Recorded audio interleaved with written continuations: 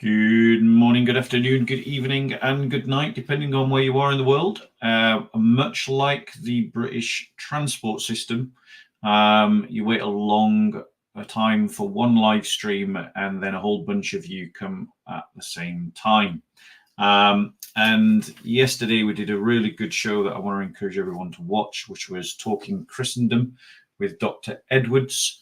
And today we've got someone who's been on quite a few times now with me. I always enjoy his presentations, always enjoy his talks, but he hasn't yet managed to change my mind on anything, which is Mel, who is going to be talking with us today about whether Islam started off as a Messianic movement. And so without further ado, I present to you Mel. Christ is risen, Mel. How are you?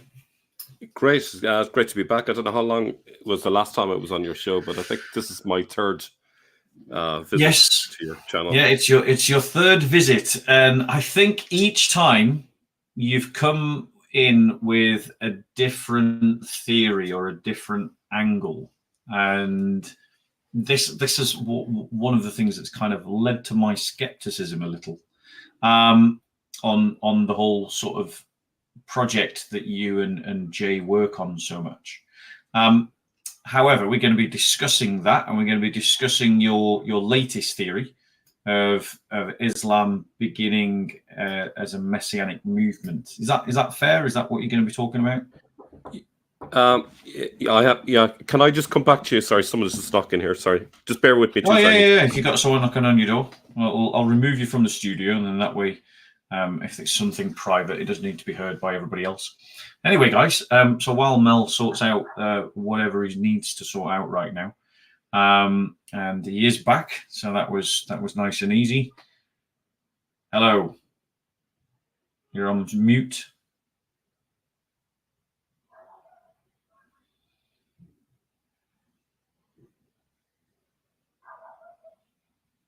Yeah, your mic's not connected, apparently. You pulled it out. I'll just drink some Deus Vult tea. Best tea in the world. You're still on mute, Mel. Yeah. There we go. I hope that was all right. So we're going to be talking about the Messianic Islam starting as a Messianic movement. Is that right? Yeah. I think one of the things I want to say here is it's not so much a theory. I'm just pointing out a whole series of actual concrete historical facts that you have to take into account.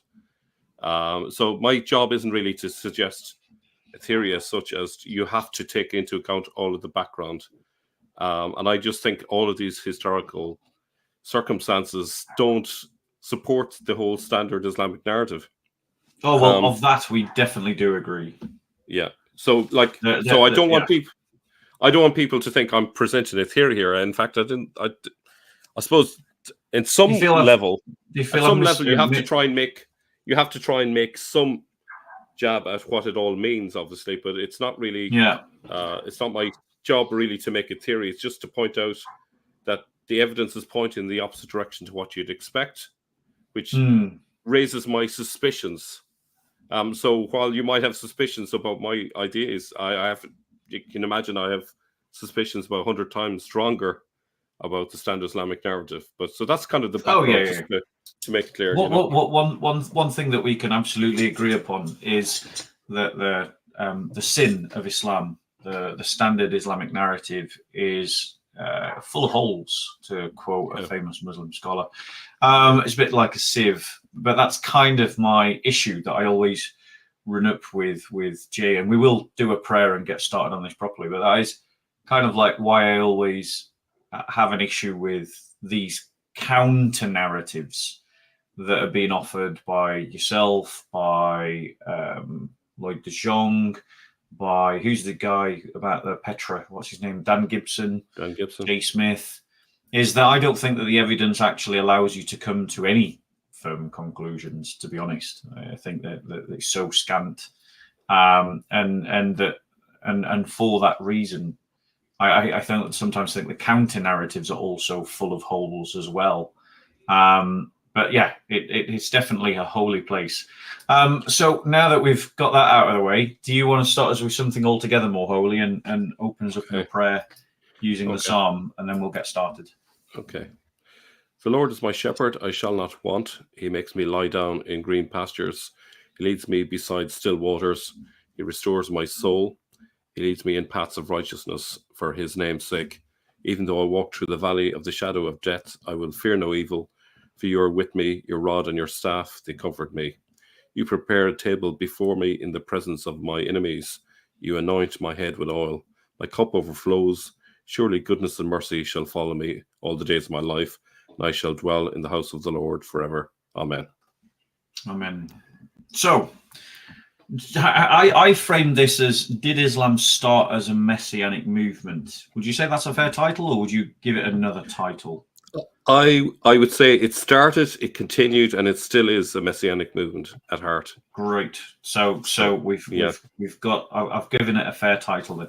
So go on. Absolutely. I'm going to say my default position is to say no. It didn't start off as a Messianic movement.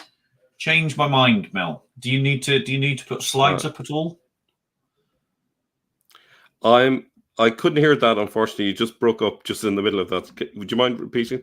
Sorry. Yeah, I was going to say I'm going to start off with the position that it didn't start off as a Messianic movement. Okay. However, I'm going to invite you to change my mind. And do you need to put up any slides? Okay.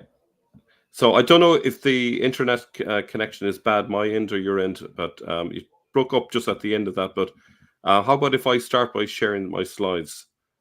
Yes. Go on, share your slides. Yeah. Okay. Let me that's right.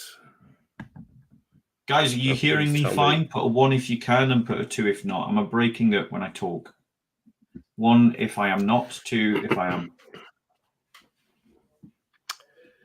Okay. Can you see that? Not yet. I can't. I'm thinking the internet problem might be on your side. Well, that's not. Everyone's saying that the internet is good and that they can hear me without interruption. So I think it is on your side, Mel. From my side, okay. Yeah, maybe someone's just started downloading or something. Yeah, let me just see. Look there. Okay, it probably is. Let me see. I think I see what the problem is. No, you should have it now. Okay. All right, I'm going to add that to stage now. You ready? Okay. Yep. Yeah. Okay. So this is like a metaphor for what I'm talking about today. If everything is hunky-dory with the standard Islamic narrative, it should all hold together. Substantial evidence which is pointing in a different direction is true.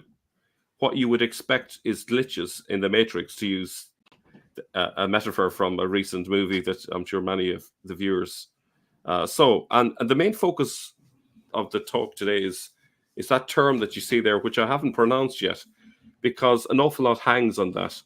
The way it is currently pronounced is Muhammad, at least in circles where the standard Islamic narrative is ingrained.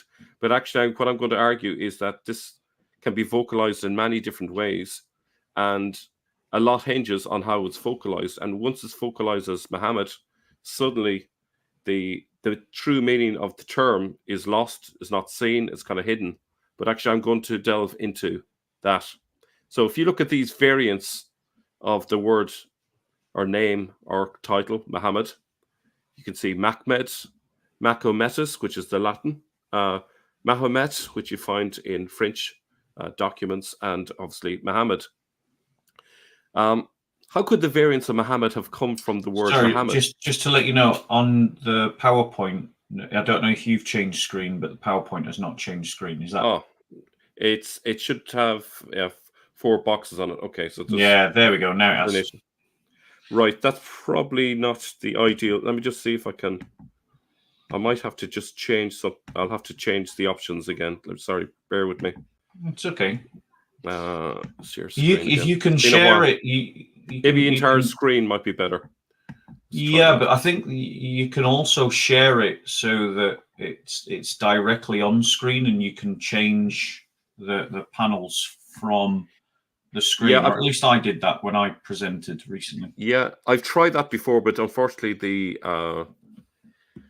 the extra features of PowerPoint don't show. So there's a few extra things I want to. Is that showing properly now? Yeah, that's showing now. Yeah, we can see it. So if you just go over the slide again about how it can be, how the name can be articulated in different ways. So if you go to Turkey, for example, you'll see Mehmet used in Latin documents down through the centuries. They use Mahometus. Mahomet was used in France, and then obviously Muhammad was used quite a bit. The question that we need to ask ourselves is, how could the variants of Muhammad have come from the word Muhammad? So if you imagine there was a person called Muhammad, he led this movement, and this movement spread around the Middle East and into Europe and so forth. And yet we have all these variants of the name, but they don't stem from Muhammad. They actually stem from another version of it. And this is not just my opinion, but that of Dr. Robert Kerr. So the term actually comes from the one that we mentioned at the beginning with MHMD. That could be pronounced Mahmed or Mahmoud or Mahmed. That's where it comes from. So this precedes Muhammad. And I think this is a really important. And this is not open for debate because we can actually trace it centuries before the time of Muhammad. So this is, I would suggest, a fact that people have to contend with if they want to say, that all of these variants of Muhammad came from the name Muhammad and not the other way around. Now, what this would suggest, in the first couple of centuries, which is kind of like the first period after the Big Bang where all is in darkness, there's a couple of centuries where there's a certain darkness over the beginnings of Islam. I would suggest that we're assuming that all of these names spread out from Muhammad, but actually, etymologically, what this suggests is that whatever the person was or figure that was inspiring this, Mahmed was the beginning of it, not Muhammad. I hope that's clear too, and feel free to come back on me on that. Sorry. So why did you insert the A? Why do you say Mahmed? Why do you insert the A, the K, and the A? Mahmed, that's simply because that's typically the most common. Mahmoud is another option. Mahmed. So those are the most common ones earlier on. And if you look at the essentially when you have the core of the word there, you have to choose a vocalization to generate all of the other variants. But if you start with Muhammad, in other words, with a predetermined vocalization, then it's not so possible. It's a bit of a convoluted thing to go from that to, say, Mahometus or Mahomet and so forth. I hope that's... So you're saying that the Mahmet sound is more common than the Muhammad sound? The sounding of the name. It's more, well, I'm not arguing whether it's common or not, but it precedes it. How are you knowing that it's preceding it? What's telling you that it's preceding it? Well, if Muhammad was the way it was pronounced, then that would be what you'd find in the name in Middle Eastern. When people call themselves or name themselves after Muhammad, you'd expect in Turkey, for example, instead of Mahmed being so common, you'd have Muhammad mostly. You shouldn't have Mahmed really. So that's more an etymological thing. you can't go from Muhammad to Mahmed. If you have a vocalization like that, you can't go there. But if you have a term like this, you can go to Mahmed, you can go to Machametus, you can go to Muhammad, you can add the vocalization to it. So the term precedes it. That's the point, anyway. It's only it's not hugely important. I'm not sure I'm following the logic on this one, but okay, go on. I don't want to get bogged down in the weeds when you've got other things you need to say. Okay, so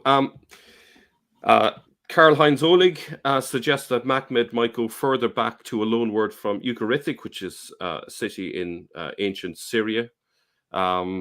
So it's the language is attested in texts from the 14th through to the 12th century. So what the word originally meant is to desire, okay? Finding something desirable or precious on account of its form or splendor. So the participle Mahmed might be translated as the chosen one because it's desirable. Okay, so in that context, for example, in the Christian world, Jesus is the Mahmed. Okay, so we're talking, what is that? 14th century BC, you're talking 3.5 centuries, give or take, the word existed. So it's long before Islam. It doesn't depend on Islam, it precedes Islam. Yeah, because in Syriac and Hebrew, Mahmed is what we find in Solomon 5:16. It's that famous thing that Muslims go, oh, that's the name of Muhammad in the Bible. And then we retort, no, it's not Muhammadim, it's Mahmedim. And Mahmedim means desirable or precious. It doesn't mean praiseworthy or, And so in terms of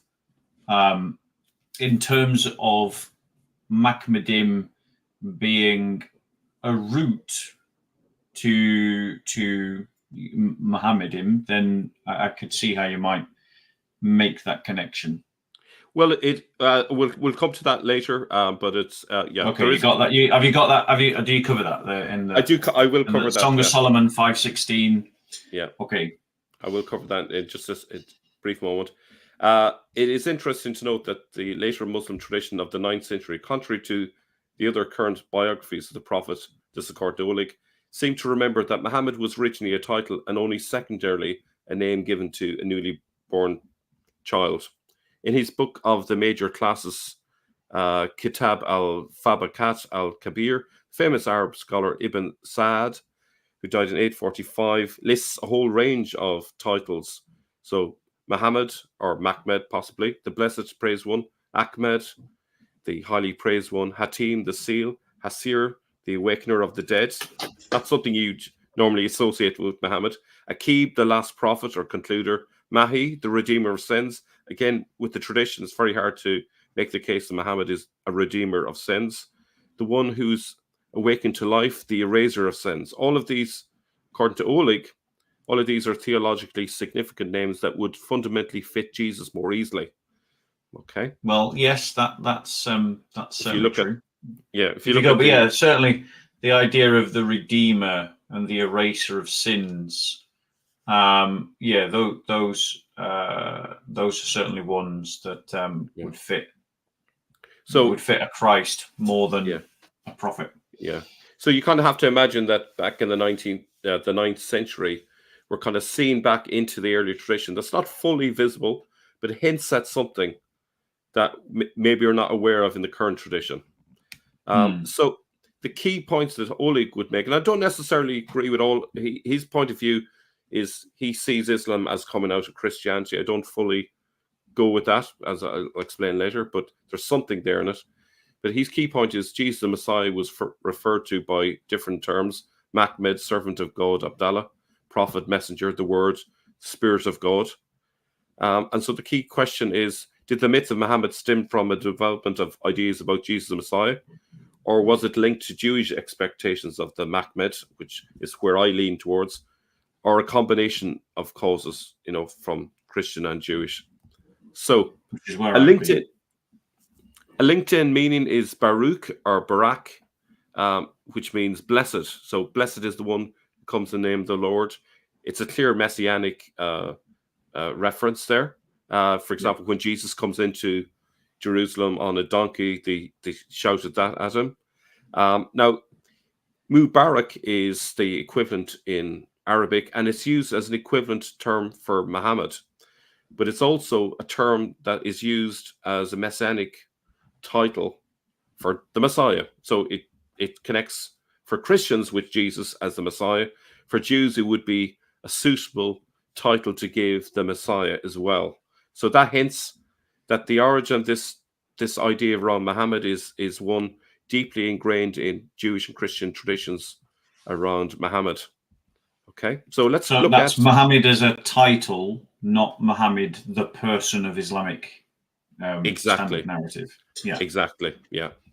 So if we look at this is just a deep dive now into different occurrences of essentially it's the same word. It's you can take the same root and you can make variants of the word, but Hamad means desired in Hebrew, and there are the various references in Psalm 68:16 and Proverbs 12:12, and in the Quran this is rendered as Ahmed, but according to Arab speakers have said it's the same word as Hamad. Okay. So it means to praise in Arabic or to desire in Hebrew. So the meaning changes as you'd expect, but it's essentially the same. There's a whole... No, they're not the same. To praise and to desire are not the same thing. And this is the kind of false argument that Muslims use in their apologetics. Well, I'll explain. I'll explain what I have. I've actually had to cut out quite a bit of Oleg's on this. But the idea, it's the idea behind to praise and desire are connected senses is because the desirable one is, as a consequence, praised. So the praise is connected with the fact that they're desirable, that they're lovely. These are all kind of circling ideas. I mean, these are ideas that move in an orbit, but I would say that Hamed. That's the sense I mean.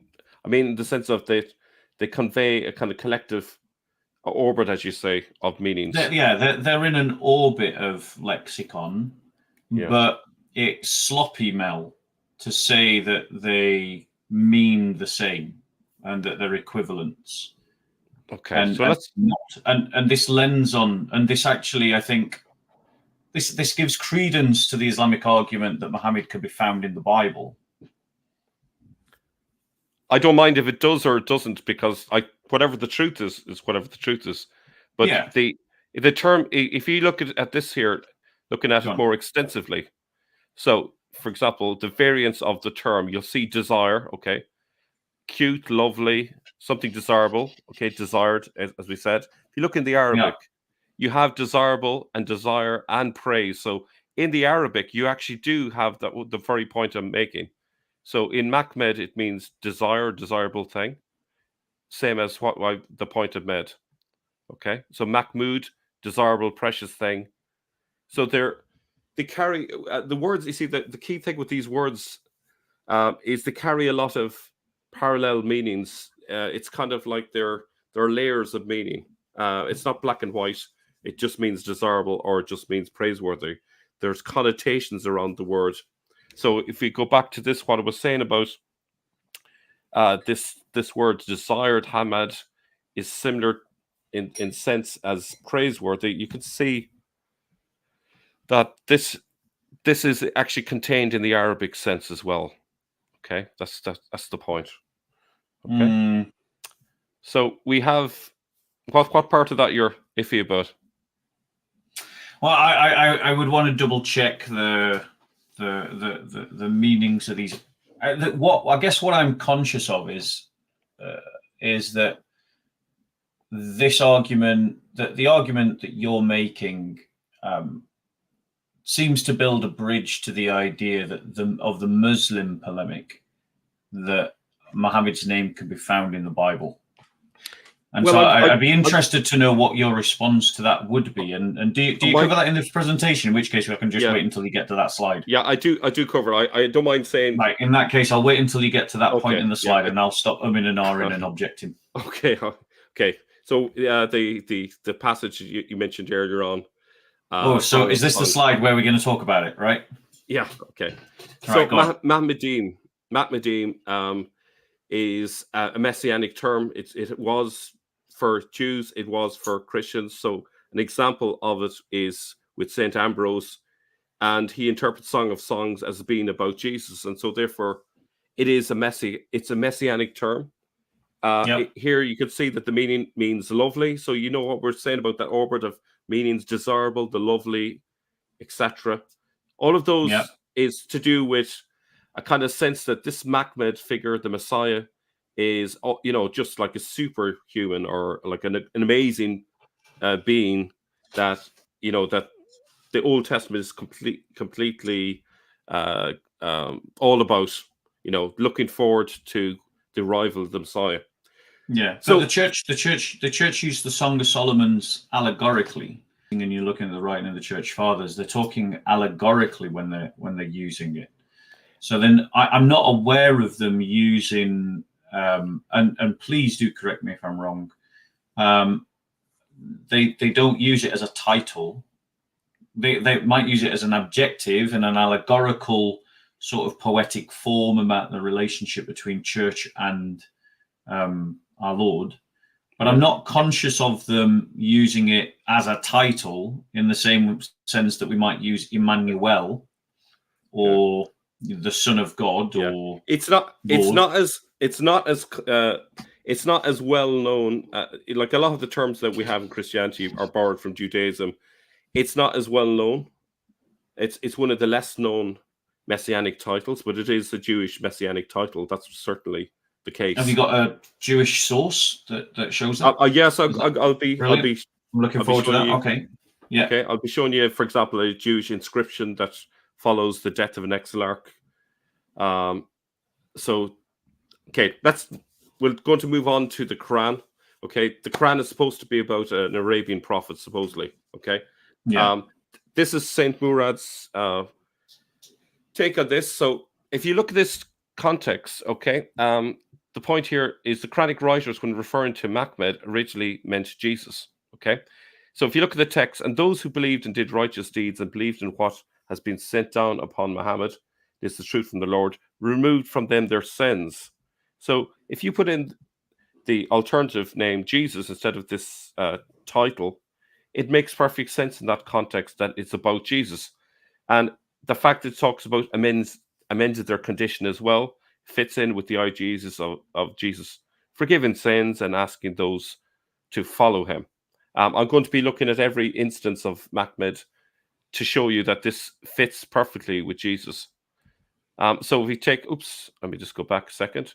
So you have Muhammad, messenger of Allah, and those with him are forceful against the disbelievers, merciful among themselves. You see them bowing and prostrating, seeking bounty from Allah and his pleasure. Their markers on their faces from the trace of prostration. That is their description in the Torah, and their description in the Gospel of these people is as a plant which produces offshoots. Who's the plant which produces offshoots? You could say it's the church or the disciples. It's the believers, and strengthens them so they grow firm and stand upon their stalks, delighting the sowers, so that Allah may enrage by them the disbelievers. Allah has promised those who believed and did righteous deeds among them forgiveness and a great sin. So who are the those and the him in the gospel? If you put in Jesus, this still makes perfect sense. It's talking about Jesus, and those with him are forceful against the disbelievers. Now, the translation there, disbelievers, I'm going to be taking that up later. I won't mention it here, but it has that. It's not a particularly good translation, but you can see that the context there is really about the Christians, who are the ones who are described in the gospel, who are the seeds that are sown. Some are good, some are bad, and so forth. Okay, so that's the second instance. The inner Muslim in me would just say, well, obviously all the prophets brought Islam, and so they all look the same. And so you could stick Moses in there, you could stick Muhammad in there, you could stick Jesus in there, you could stick Isaiah in there. So how is Moses connected to the gospel?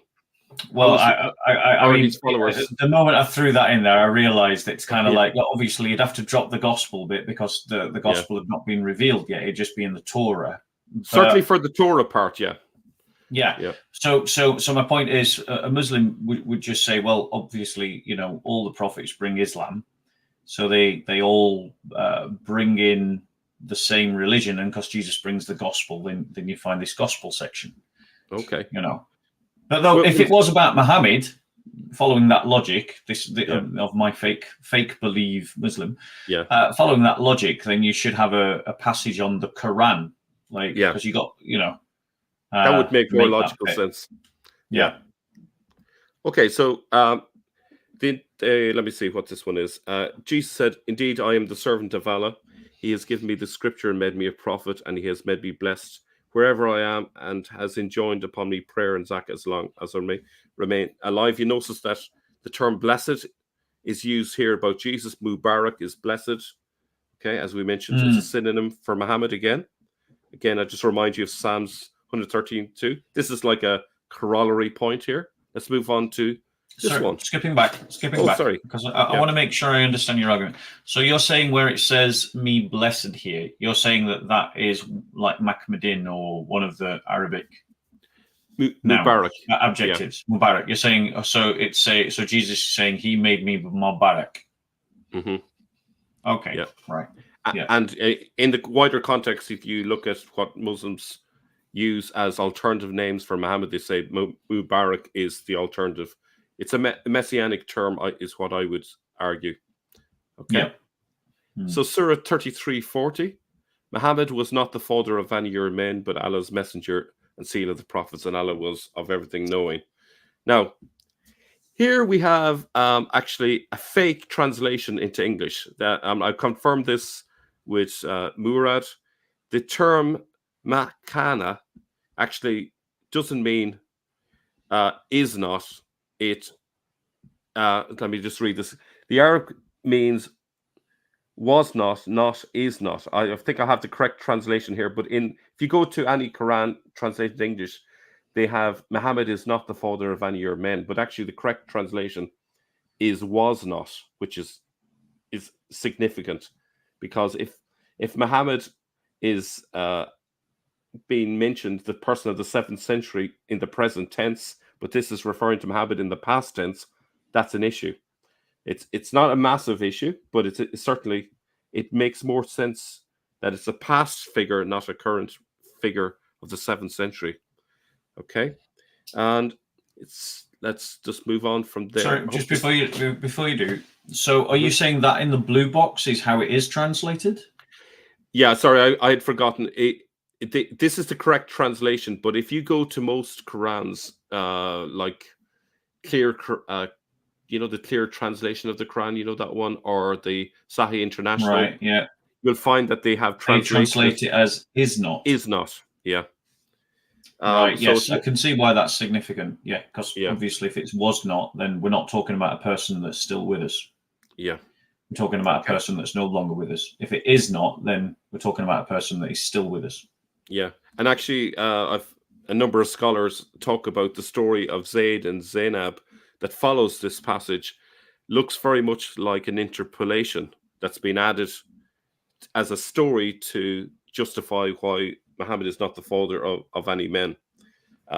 Right. And this is probably added later as the tradition has gone in a different direction. But that's a side issue. Side issue, anyway. Let's look at this one. I think this one, for me, is really more strong. Okay, so this one is about Jesus. I think it's fair to say the Messiah, son of Mary, is not but a messenger. Other messengers have passed on before him. I don't think that's in dispute. It doesn't use the word Jesus there, but the Messiah, son of Mary, is not but a messenger. I think we would all agree that's Jesus there. Yeah. Right. Yeah. Not controversial. Okay. Now, so here we have Muhammad is not but a messenger. This is Surah 3, verse 144. So the exact same phrase that has been used in the other one, which is, again, Surah 575. In this context, we have Muhammad is not but a messenger. Other messengers have passed on before him. Do you see that? And then also, if you look at, if he was to die, did Jesus die? Yes. Or be killed, would you turn back on your heels? And he who turns back on his heels will never harm Allah at all. We can think of the story of Jesus, who says, if you put your hand on the plow and turn back, you're not worthy to follow him. It has that connotation to it, I would think. So the logical inference is, if Jesus is not but a messenger, and if Mahmed is not but a messenger, then logically Jesus is Muhammad. Okay, Do you get the logic? I get how you're making the argument. Yeah. Now I get the argument.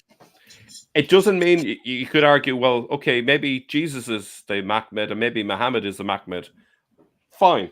Maybe there's a whole chain of them. That's fine as well. But certainly it's the meaning there, the more obvious meaning would be that it's, if you didn't know anything about the standard Islamic narrative, just looked at the text and compared them, you'd have to kind of say, well, it must be Jesus that's been referred to there. And we've only got four references to Mahmed in total. That's the whole tradition rests on those 4 references. Yeah, and arguably these are about Jesus. Arguably, it's not 100%, but arguably. So let me just point out some things and then tell me if you agree with them. Is that, firstly, for this argument to be sustained, we have to chuck all the sort of standard narrative in the bin and just read the Quran on its own, in isolation, away from the Islamic standard narrative, and then ask, well, what is the Quran saying? Is that fair? Yeah, I don't think the standard Islamic narrative helps to explain it. In fact, if you look at the tafsirs, you'll often find passages where they've literally given a dozen different explanations, all different. Oh yeah. So they don't even know that myself. Yeah, I've seen that myself. The tafsirs tell you basically that a lot of work went into framing an otherwise unframed text, and that's obviously true. To anyone who's bemused by the variant tafsirs, but what your argument also, I guess, it brings out the fact that a text very much depends upon how you interpret it. Like, do you treat this MHMAD? And I'm saying that because I'm still not quite clear why you're going with the pronunciation Mahmed. But this brings out that it depends very much how you interpret the MHMD, whether you see it as a noun or an adjective, whether you treat it as a noun or you treat it as an adjective, and that, or sorry, an adjective, or sorry, a noun or a title, as it were. And I know a title can be a noun. I'm just trying to, maybe you mean a title versus a name. Is that what you mean? Yeah, title versus a name. Like, it's very much about how you treat the MHMD. Is it a title? Is it a name? And you're saying this should be treated as a title. And if we treat it as a title, then who's it a title of? And it can only be a title of Jesus, because Jesus is the only clear name. Is that fair? You could argue, like, I don't necessarily even think that, even if obviously the Arabic doesn't say Jesus, it says Isa. Yeah. Well, just taking one thing at a let me see, just taking one thing at a time. I've lost my train of thought there. Yeah, I'm sorry for throwing this at you, Mel. I mean, each time you come on, I feel like my resistance to these ideas has grown. Please do, because that's actually good for me. It's good for the viewers. No, what I was going to say is, like, if you take every instance of Mahmed and if you throw in the word Messiah in place of it, it actually works. It fits in every sense. The meaning doesn't go crazy in terms of the meaning. I think it just works. There are a whole bunch of Messianic equivalents, but that's not going to be the subject. Well, there'll be one or two I'll add later, but there are a lot more than just Mahmed. And this all stems from a tradition that Islam has actually kept on to these, which is crazy to me, because if they're trying to paint the tradition that there is this guy in Arabia who's a prophet and that's it, there's nothing messianic, it's really strange for me that they're holding on to all of these messianic titles. But that's maybe for another day. I take it there's more slides. Yeah. So okay. So I mean, I understand the argument so far. Okay. I think it's problematic, but go on. Right. So the other term that's used again in the text is Ahmed. Okay, which is I've never come across a good explanation for why it uses Mahmed, and now it has Ahmed here, except for Ahmed and Mahmed are just different ways of saying the same messianic title, essentially. Or maybe it's just because whoever authored the Quran really wanted it to rhyme and sacrificed logical consistency just to get it to rhyme like poetry. I couldn't tell you. Based on that text there, I'd have to. I honestly think that I genuinely think that happened. I genuinely think that the author of the Quran, whoever that was, wanted it to be poetry, and so he sacrificed logical consistency or inherent internal consistency to get it to rhyme. Yeah, like the world's worst poet. Well, it is still logically consistent, though. That's the thing. So it's another. It's thrown in Ahmed. It's just another variant on the messianic title, from my point of view. It talks about now. Here's where it splits. It talks about Jesus in the past, and then it talks about another Messiah to come, whose name shall be Mahmed. Now, to fully understand that, we'll have to delve into the Jewish tradition around messiahship and so forth. But for now, we could just note that, again, there's another messianic use of that term. Okay. Sorry, sorry. I apologize, Mel. Go back. Right. Where's this other Messiah in this passage? Where's the first Messiah in this passage? Okay, so here you've got a reference to Jesus, but it's not calling him a Messiah. Well, so are you leaning on the fact that there's other verses in Scripture that call him a Messiah? Oh no, did you not note that elsewhere it does refer to the Messiah? Yeah, I know that. So what you're doing is you're using other parts of the Quran to understand Jesus to be a Messiah. Yeah. Fine, I accept that. That's an internal. So that's an internal exegesis, which I understand. Yeah. But where are you getting the idea that Ahmed is another Messiah figure? Okay, he only appears here in the Quran. Okay, it doesn't appear. This name doesn't go on. All right. So if you look at the passage here, So Jesus says, blah blah blah. I am the messenger of Allah, sent to you, confirming the law which came before me, and glad tidings of him, and giving glad tidings of messenger to come after me. Okay, so the messenger indicates it, whose name shall be Ahmed. So that indicates there's someone else who's the Messiah, who's the Ahmed, who's the messenger. That's no. Sorry, you're reading into the text. You're pushing something into the text there. It doesn't say that he is a Messiah. It says that he's a messenger. Now, a messenger is not a Messiah. I agree that other texts in the Quran do call Jesus a Messiah, and so there's an internal consistency there in your exegesis. But this passage only refers to Ahmed as another messenger, not another Messiah.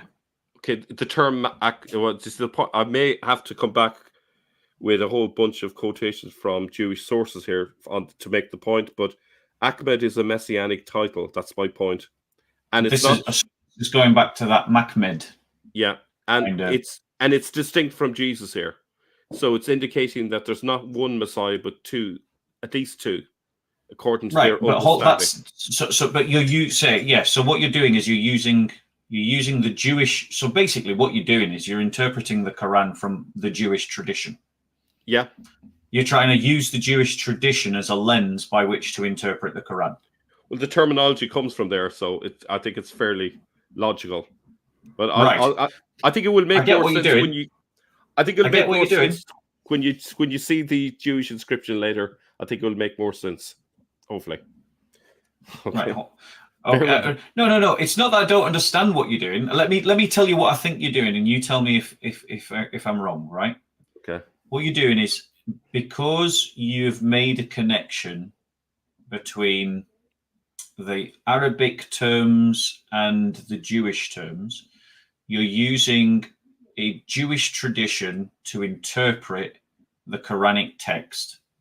And you're saying, if we just look at the Quran on its own, but we look at it through the visor of Jewish terms, which are similar to some of these Arabic terms, how does it make these certain passages become interpreted? Am I being fair? Is that what you're doing? That's fair. Yeah, I think if I understand you correctly, yeah. Okay, right. So, I mean, I don't want to stop you from making the rest of your presentation, but what I want to see, what I hope to see in the rest of this presentation, is how you're going to connect the production of the Quran to the Jewish tradition. Okay. I will show you. Okay. Yeah, okay. Keep going. Okay, right. So the Quran is using biblicist material related to Jesus for Muhammad. Okay, fine. There might also be a coded parallel for a contemporary figure for the Quranic insiders. For example, Nehemiah bin Huziel, the Exarch, who conquered Jerusalem in 614 AD, but was killed by a mob. Okay. So he was actually acclaimed by the Jews in the early 7th century as the Messiah. And it set off a whole Messianic movement exactly at the time where it was relevant, with leading to lots of different texts that I'll allude to a little bit later. The big one is 518 AD. So if you go back a century before, we have a Jewish inscription down in Yemen. So the context of this, and I'm just trying to think, the dating of this is incorrect. 518 AD is there, but it's actually, I needed to update it. It's 523 AD. So if you bear with me, the correct dating is 523 AD. This inscription, this inscription is in Sabaic. It's in the red rectangle, and it reads Mahmed in Sabaic script from right to left. Okay. Yeah. And it's referring to the Lord of Jews by the Mahmed. Now, why is that significant? Because 3 years before, the Jewish exarch, whose name is Marzutra, he was killed by the Persians. He was actually killed and crucified on the bridge of Mehoza, which is the double city that's in Iraq. This caused huge outrage. And this inscription is partially to celebrate a victory that the Jews had, but also to acknowledge the Messiah. Now, the Jews have another messianic term called the Sadiq, which is basically a Messiah that can come in any generation, whose virtue is greater than his vice. And you can imagine that in this context, this exarch would have generated the belief that their Messiah had been killed because, this is so unjust and so forth. But there's one Jewish link, but there's going to be a lot more Jewish links to this term. So we have Mahmed here in the description, not just in Arabic, it's in Sabaic. 100 years before the real sort of, this is only just the beginning. So 100 years later. So what we're saying is that you've got physical evidence that the Jewish community were using the term Mahmed to speak of notable Jewish figures as part of the Jewish national story of is it the Arabian Peninsula? Who were these Jews fighting, and where were they from? Where were the Jews from that were fighting against these Persians? So where was this rock found? This is in Najran, which is in Yemen, way down in right. Down. And we know that the Jews had settled in the Arabian Peninsula. Yeah. That's understood. So are we saying then that these Jews? Yeah. Okay. So yeah, that would be evidence of them using that term, and this is prior to Muhammad. Yeah. Okay. It was a moment. It was basically a momentary blip. The initial reaction, a shock of their exarch. It would be the equivalent. You imagine if a pope got assassinated. You can imagine the reaction in the Catholic community. Yeah, it'd be huge. This would be huge. Yeah. This is a big deal. So this is 3 years. It's basically just acknowledging him. So, by the way, Sadiq is also a title used in the Dune books for them that are in pop culture. Yeah. Okay, didn't know that. Okay, so this Jewish inscription comes 3 years after Exarch Marzutra II was killed by the Persians. It's a little bit more. I think I've given you all of that information. What we have here is the use of the messianic term Mahmed by Jews for the murdered Exarch a century before the supposed time of an Arabian prophet called Muhammad. Okay, so there's a little bit more detail. I'm going to there's a little bit more if people want to pause and have a look at that, but I'm going to move on. So progression is that Jews again believed the Messiah had arrived in the 7th century. So 100 years later, there's a new context where again the Messianic fervor came out of the woodwork. I don't think there's been a century where some Jews at some point haven't claimed someone was a Messiah, I would hazard to guess. Now, this book, I would be very happy to get you a copy of this if you would like one.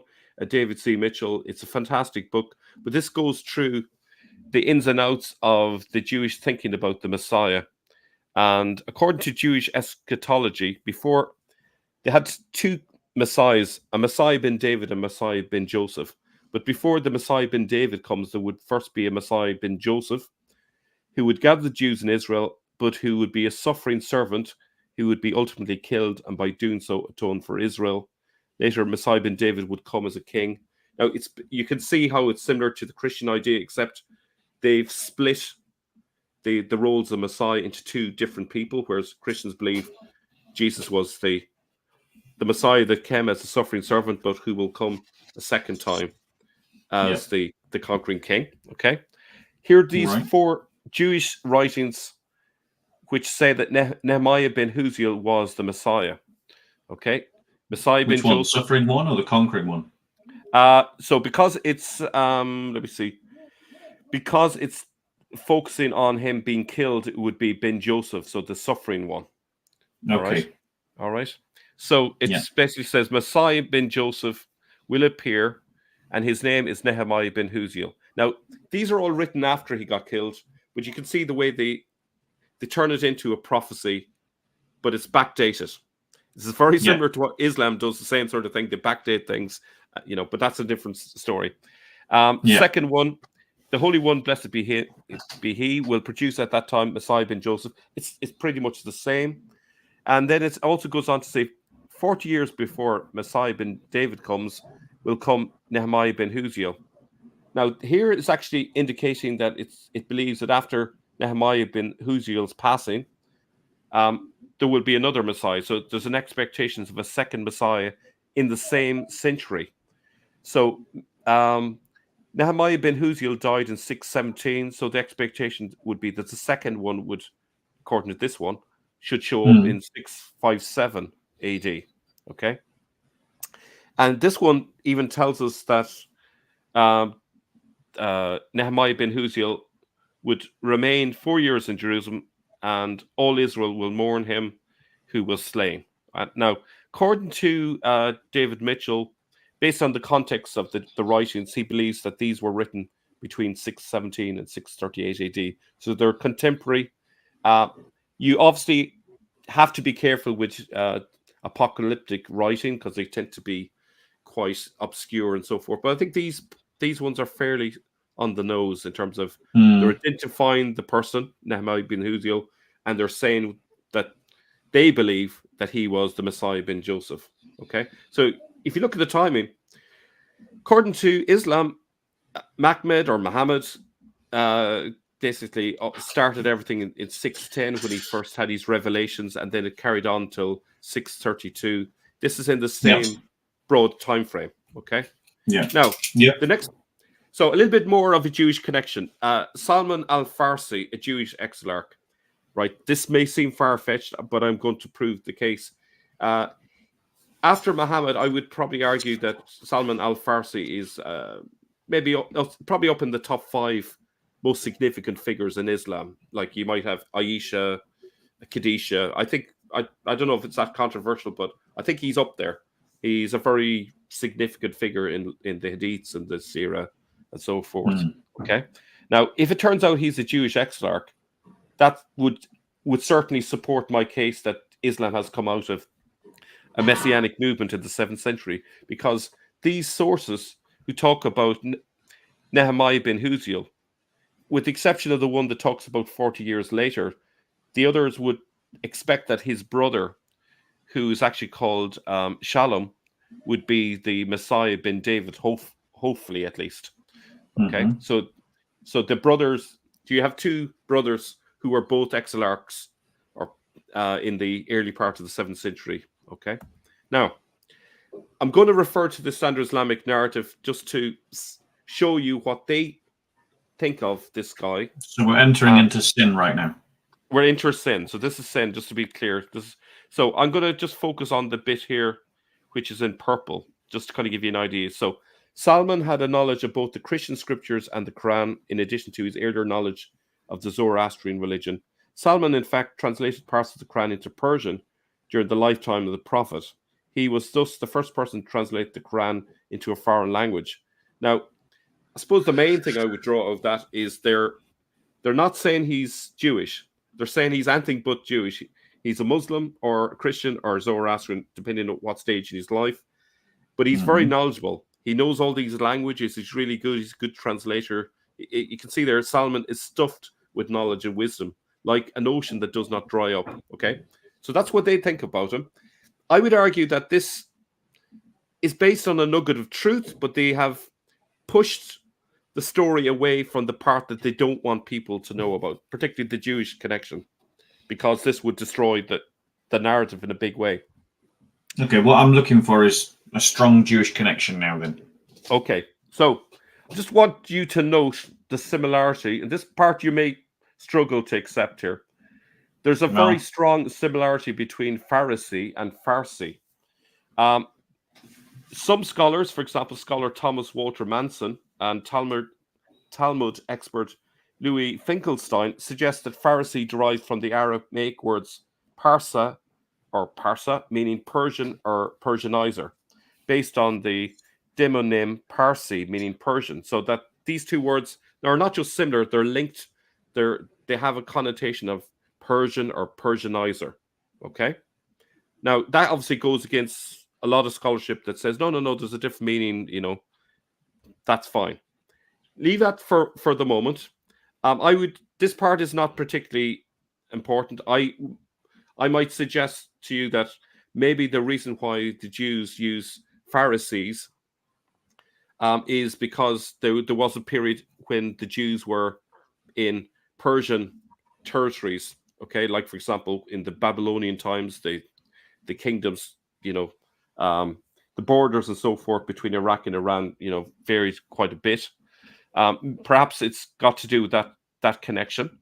But Jewish leaders associated with the Babylonian academies. Let's just move on to the idea that the term Pharisee was coined on the basis of its link with Farsi. Okay. What of Salman Al-Farsi, Muhammad's right-hand man? Is there anyone in the historical record that could provide a match for him? We need someone of significance between 610 and 632, according to the Sins timeline. Okay, so here is a timeline, or what would it be called? A genealogy, would it be? What would you call that? A chart of all the exilarchs, the Jewish exilarchs. Okay, this is line of succession. Line of succession. Thank you. So this is from two Jewish writers, Ben Abramson and Joseph Katz. Now, he proposes that Salman Farsi is the same person as Shalom or Hanamel, the brother of Nehemiah. So that's his take. It's not my take. And if that's true, then that creates a big problem, because it actually is evidence then. If we can see in the Islamic tradition an acknowledgement that this is the same person, that creates a lot of problems, because then we can actually see bona fide evidence that the standard Islamic narrative has accepted the link, but has hidden the Jewish link. Does that make sense? Just go over this again. Who's making this argument? So these pair of Jewish scholars, they know their Ben Abramson and Joseph Katz. Yeah. So they propose that Salman Farsi fits in with the standard Islamic narrative as historical figures. Okay. So the real person is Shalom. Okay. Shalom is the Jewish exilarch who's the brother of Nehemiah. He's the companion in a sense. He's the person who took over as an exilarch after his brother died. So he was the 37th exilarch in the key period, 614 to 640, which is the majority of the time that Muhammad was meant to be alive. Just to be clear, so Ben Abramson and Joseph Katz are saying that Shalom is Salman Farsi. Yep. Now, do you know the reasons why they're saying that? Because just saying that these scholars say this isn't an evidence that this is actually true. Well, what logic do they give? What evidence do they give to say that Shalom is Salman Farsi? Because just saying that two scholars say this doesn't prove anything. I suppose. Well, I suppose they're basing it on. There's quite an in-depth story of this figure in the standard Islamic narrative that fits with him. You're saying that the story of Shalom and the biography of Shalom and the biography of Salman Farsi look too similar. Exactly. There's more to it than that. I haven't gone down this rabbit hole in great depth. In terms of their reasoning behind it, but I've actually just want to point out that I came to a similar conclusion independently of these as well. Okay, that's interesting. Yeah. So I want to point out that Al-Tabari in his History of the Prophets and Kings actually referred to Salman Al-Farsi. So whereas in the 21st century he's called Salman Al-Farsi, in his 9th century writing on the history, back then he was called Salman Al-Farsi. Now, why would they call him Salman Al-Farsi? A Pharisee is basically like a rabbinic Jew. So do you see the problem? So you have Salman, who's supposed to be either a Zoroastrian or a Christian or a Muslim, according to different stages of his life in Islamic tradition, but they don't say he's Jewish. And yet, even Al-Tabari is admitting back in the 9th century. They guarantee you this passage in Al-Tabari will be edited out digitally. This is probably the last time you will see it. So go and look at it after this, because it'll be gone. I guarantee this will be gone after tonight's episode, because they'll obviously want to edit this out. But that's my suspicion. And it is no word of a lie that Muslims are editing their translations according to the polemics that they're receiving after the first publication. So you got to be aware, and so there is this question about how honest are the translations of Muslim texts by Muslims. The counterpoint to that is that sometimes Christians are overzealous. Christians who can speak Arabic are overzealous in their translations to highlight everything negative, and that's also unhelpful.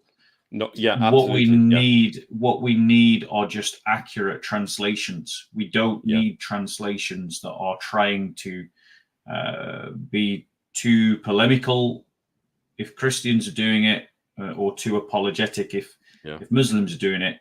And unfortunately, we're getting both. What we just need are accurate a translation as possible.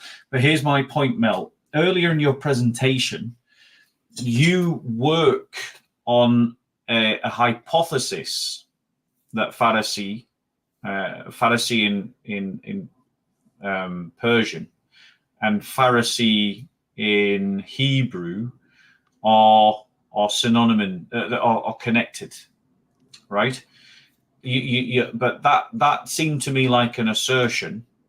It didn't seem to me that you'd managed to connect these two linguistically, and I fear that you're using a false friend logic there, because they sound the same, Farsi and Farsi, that therefore they mean the same. And I'm not so sure that and maybe I missed it, but But do you not see the Salman Al-Farsi is right there? Yeah, Salman Al-Farsi, but Farsi, I'm not sure, means Pharisee. Because you're saying Farsi means Pharisee, right? It's just how it's where you stress it, but there's Pharisee.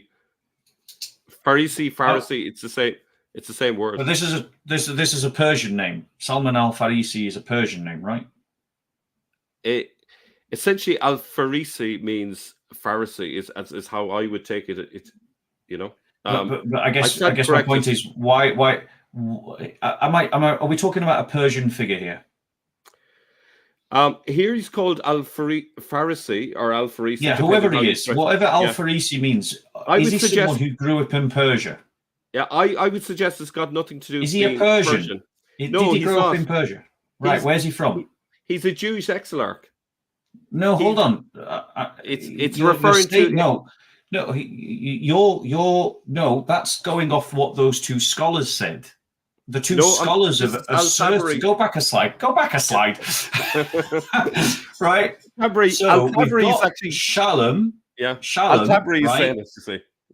No. Abraham and Katz are saying that Shalom is Salman Al-Farsi, right? Yeah. Okay. No, they're saying Salman Farsi, but what I'm saying is it's even closer than that because you see, if I go back to this here, do you remember when I said that these terms are very similar, right? When I was preparing, but similar is not the same. Yeah. So preparing these slides, I had no idea that this would be in Al-Tabri. This was a confirmation that happened days after I'd completed this. I literally about 2 or 3 days ago, I found this just by pure accident. So my hypothesis was that Farsi and Farisi was being used interchangeably, and Al-Tabri confirms it, and that's my point. Go back 2 slides to the entomology point. That one or this one? No, it's the entomology point. So where we get this idea that Pharisee comes from Persians and it's Pharisee and Farsi. Okay, so 2 scholars basically have here.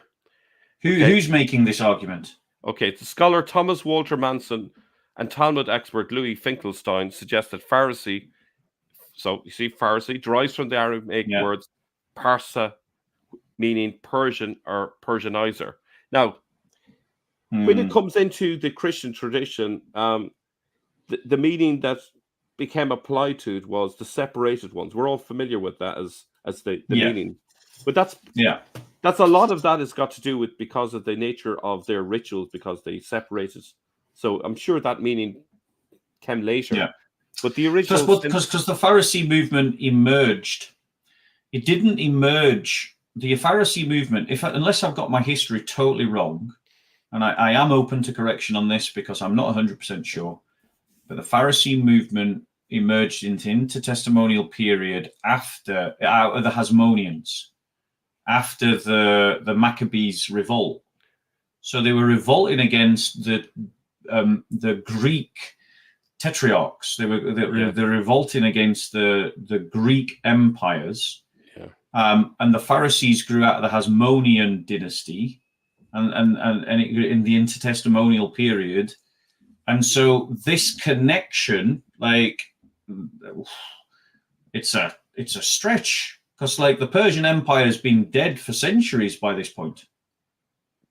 Persian Empire, well, no, not centuries. My apologies, not centuries. I over-exaggerate, but quite a while, because Alexander the Great destroys the Persian Empire.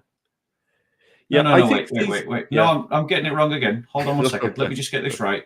Yeah. Yes. Then the Romans come. Yeah. No, I'm just going over history in my head. 1 second. Bear with it. Okay, calm down. Right. So Alexander has destroyed the Persian Empire. It breaks up into different parts, and the Romans eventually conquer the parts. Now, I'm right. The Persian Empire, by the time that the Pharisees emerge, the Persian Empire had been dead, and in the region had been Hellenized. Yeah. So, this suggestion, I think, you got to have some really good arguments for a suggestion. Do you know what I'm saying? Yeah. I get your point. I see totally where you're coming from. A lot of these groups, before they became visible, had their roots that go back centuries prior to that. Like the nugget of ideas don't, they kind of hang on for centuries and centuries. Like, for example, the rabbinical approach to doing things versus the Sadducee approach, and the different theologies and so forth. Somehow they're taking that term, and it's kind of like a coined term for why they're naming themselves in that sense, making and it maybe they've called themselves the Pharisees with a nod to the Pharisees, or maybe that was a what's that word? Pejorative, a negative term. Pejorative? A pejorative term that was used by others about them. You're very, Pharisee. You're very strange. Like, for example, Arabs tend to refer to the word for foreign. They use the word Farsi to mean, I think I've probably got the term wrong, but the word for Persian is the same word that they use for foreign. So, it could have just a negative term. It doesn't have to have some great significance beyond that. It's been used about the Pharisees in a negative sense, perhaps. And that's all there is to it. Not much. It doesn't necessarily mean a big. I know you're struggling with it, but there we are. No. I just feel that some of this argument is based on academic emendation. Which is it's like, but if you have too many emendations in an argument, the more emendations you have in an argument, the weaker it gets. Okay. Let's we'll just move on from there. So we have from an Islamic website that are quite happy to admit that Salman bin Huziel is Salman Al-Farsi, Farsi they use here. So that's so there you have it. This is not me. This is an Islamic site. Salman bin Huziel, Salman Farsi. The point I was trying to make through a long convolution, they've made it easier for me. They've actually said it. So they think, not Jews, not Christians, Muslims themselves believe Salman bin Huziel is Salman Farsi.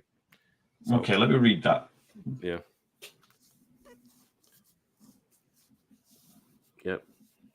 What's different about it is the fact that Shalom was the second son, was kept hidden in the Exilarch's palace, but they kind of, I think they kind of sort of ignored the fact that being an Exilarch, he'd be Jewish, not Zoroastrian or Christian or whatever. Okay, so we've got two different groups who are both saying that Salman bin Huziel is Salman Farsi. Yeah, I'd be interested to understand why they're saying it, to be honest. Yeah. It's probably because it's there in the tradition. Maybe not everything that is translated into English is out there. This is probably one of the rare times we actually get something that they don't probably think there's any problem. You've got Jews saying it, you've got Muslims saying it. All right, I'll grant it you. I'm still curious as to why anyone's saying it, but go on. Yeah. I think it probably that's probably a huge area for future research if anyone wants to delve into the nitty-gritty of it. But there we have it. Now, this next part is again just builds up the idea that the Quran is in a Jewish context, and it's referring to a lot of Jewish people. And I'm going to, I don't know how we're doing on time, but certainly if we can get this bit done. I'm not sure. How are we doing for time? You want me to show up for a bit and just let you make your presentation? No, you do, don't you? You do, don't you? He's just okay. Shut up, Bob. No. I'd rather you push back. Listen, the thing is, it doesn't matter if I cover everything, but I think this part is certainly an eye-opener. Now, this, I kind of pieced this together. It's mostly from A.G. Juice, who's actually pointed out some of these. Some of these, I worked them out myself and I contacted A.G. Juice, and he says, oh, yeah, I have a whole paper on this, yeah. So he came to the same conclusion on some of these, surprisingly. But anyway, for what it's worth, the summary of this is the Quran in large part is a reflection of an internal debate amongst various Jewish sects, broadly aligned either to the Jerusalem Talmud and the Babylonian Talmud. That's the broad thinking that these terms would suggest. Okay, so the one that I think is questionable personally is Nasi. Nasi is equivalent to an Exilarch. There is an Arabic explanation for it, which could be women or it could be postponers. I don't know if that's maybe a later tradition that's basically trying to hide the Jewish connection. I don't know. So I'll have to give them that, but at the same time pointing out that it's also a Jewish term. Okay, so a bit of context. So Karaite and Haran Jews versus Rabbinic Judaism. There's a kind of an argument between these two groups. The conflict began with the first Gaon of Sura. Sura is in Iraq. It's a Jewish academy. In 609 AD. A Gaon is a leader of a Jewish academy. A Jewish academy is referred to as a yeshiva. Gaonim is the plural of Gaon. Okay, so I don't know if these terms are new to people, but Gaon is kind of an important term. The Gaonim were in conflict with other rabbinic Jews and also with Karaite Judaism. Karaite and Haran Jews accepted the Torah, but were against the accretions of oral traditions as practiced by the Babylonians. So essentially, this is not exactly 100%, but as a summary, you could probably think of them as kind of like Sadducees in their point of view. You know, they're all about the Torah, not so big on the oral traditions. Okay. Yeah. And do they share like disbelief in the afterlife and stuff like that? I don't know the full ins and outs, but certainly the key bit, I suppose, would be the oral traditions. They were not crazy, you know. Right. Okay. So there was sectarian conflicts between these two groups, particularly in Alexandria in 641. So it basically, the conflict started in 609 and it just escalated all the way to 641. Okay. So this is the historical context in which the early part of the Quran was written. So the backdrop to the Quran, whether people agree that this is influencing the writing of the Quran, that certainly is the historical backdrop. And this is happening up in places like Israel, Syria, and Iraq, you know, because this is conflict across the Jewish diaspora. So it's not confined to one small area. It's conflicts anywhere where there was Jews. So that one may even mean Medina. If there were Jews there, I don't know if there particularly was, but I'll grant you that certainly. Okay, so this is a map of some of the surahs, or sorry, some of the Jewish academies. Okay, yeshivas. So yeshivas, and so the famous one would be Surah. Pumbedita would be there as well. Now, typically Pumbedita is placed up here, but some recent research between myself and AJ Juice would argue that actually Pumbedita was in that area near to Surah, but that's for another day. You also notice Haditha as well, but there's quite a few of them. Okay, now jinn or deen. The jinn is a barely disguised reference to the various rabbinic judges that came into play in the 7th century. Okay. The Babylonians replaced the Jerusalem Nasi with the Ab Bet Din or Jinn, who's the chief or father of the court, the Rosh Bet Din. Again, there's probably different pronunciations, and I may not be correct, but I've given two different versions of the pronunciation. Head of the court, the Dayan, the rabbinic judge, the plural is Dayanim, and the Chaver Bet Jin or Jin, friend of the court or experts in law. So the suggestion is that the jinn referred to in the Quran is actually these Jewish court judges. That's according to AJ Juice. Going to move on to the next one. The Nasi. You find it mentioned in Surah 937. You see the English translation that's given. This is Sahih International. They don't acknowledge it as being anything to do with a Jewish prince. It just says it means the postponing. Even Murad would say it means women in Arabic. Now it talks about the Nasi has caused an increase in disbelief in which those who have disbelieved are led astray. They make it lawful one year and unlawful another year to correspond to the number made unlawful by Allah and thus made lawful what Allah has made unlawful. Even if we can't quite get the meaning of it, there certainly seems to be a strong indication of something to do with law there, even in the Standard Islamic Narrative translation.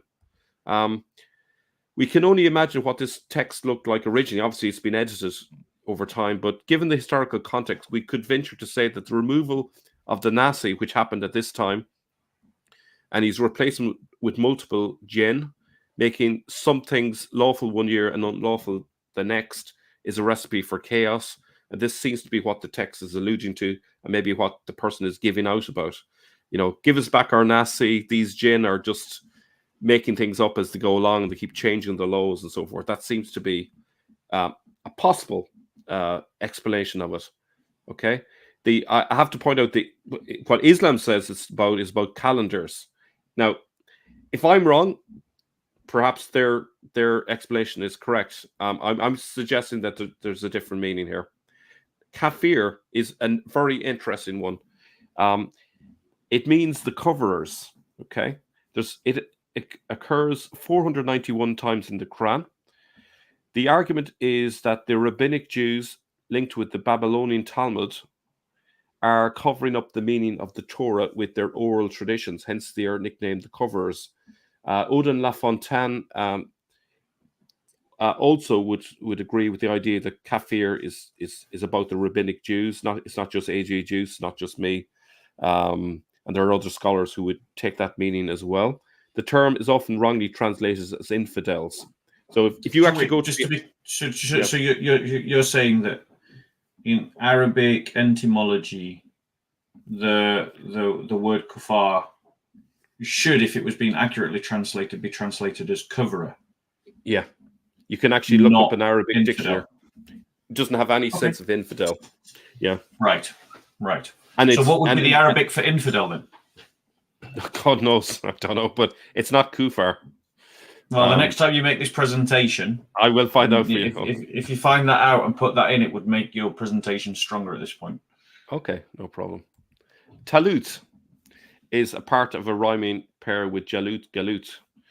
Talut refers to the Gaonim, the Yeshiva leaders, or more broadly to the rabbinic Jews. Now, Talut is actually linked with kafir because you can see talit is an Aramaic word from the root TLL, meaning cover.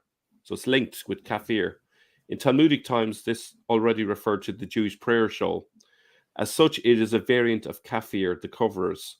Okay, so talit essentially is cover, kafir is coverer. It's used in a coded way, set in a biblicist context, for example, Surah 247. So again, that's like another term in addition to kafir. It's talking about the rabbinic Jews who wear their shawls, who cover up the Torah with their oral traditions. That's the complaint that's been made. If you look at it in context, you'll see that that's what they're driving at in their argumentation as well. In the Quran. So you can have a look. Now, some of it is deeply embedded with biblicist material. Now, you can see here that the translator, the word in Arabic is jalut. That's pronounced as galut in Egypt, right? It's like hag is pronounced hajj in Arabic, right? So similar, there's a GJ interchange. So, but if you notice, what they've done is they've actually translated Jalut as Goliath, right? So they've hidden, for whatever reason, it makes sense because it talks about David killing Jalut. Okay, so Goliath kind of makes sense, but actually the word is Jalut or Galut. Okay, it could just be like, instead of saying Joshua, they say Isa. It's just a different name. It wouldn't be, but I mean, it's not the first time that whoever the authored the Quran just threw in a name that's completely not connected to the original Hebrew name. Absolutely, yeah. But the problem is Jalut is actually a hugely significant term. Yeah. Galut, the Resh Galuta is the Jewish exarch.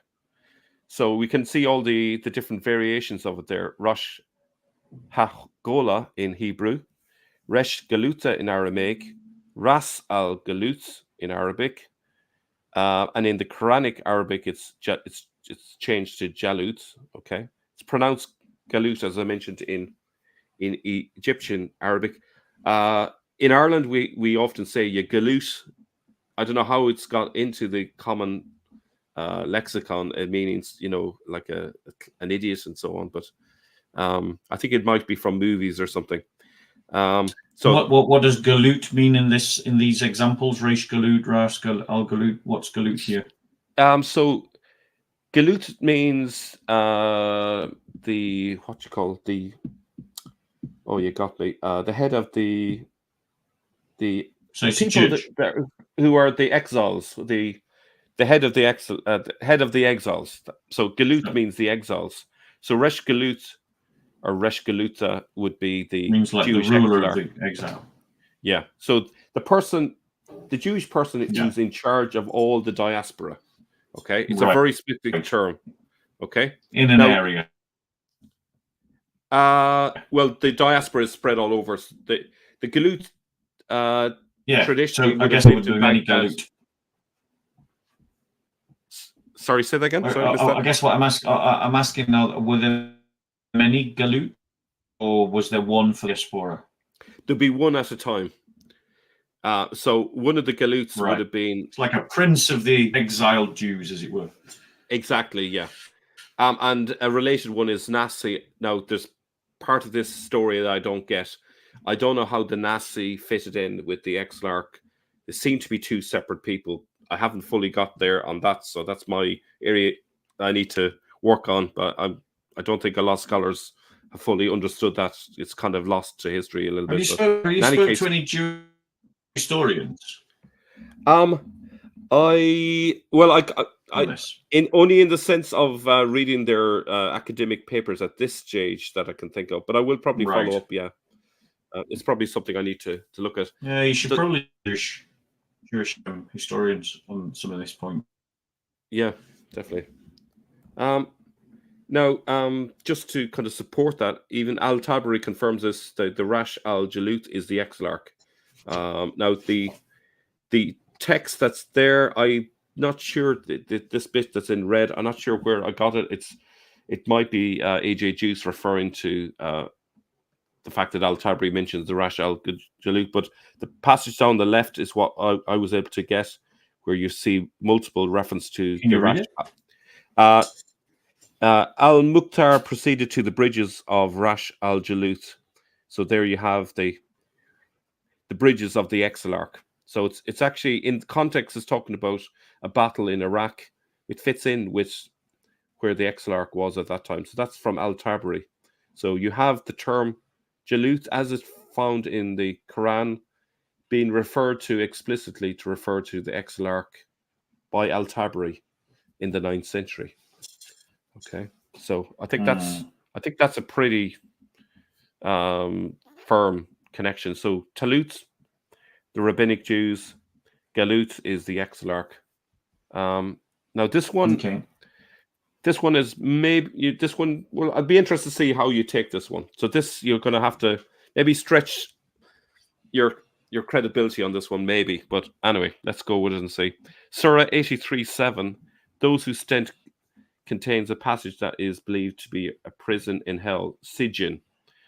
And so the passage says, yes, the register of the wicked is in Sigun, and who shall make thee understand what Sigun is? It is a book distinctly written.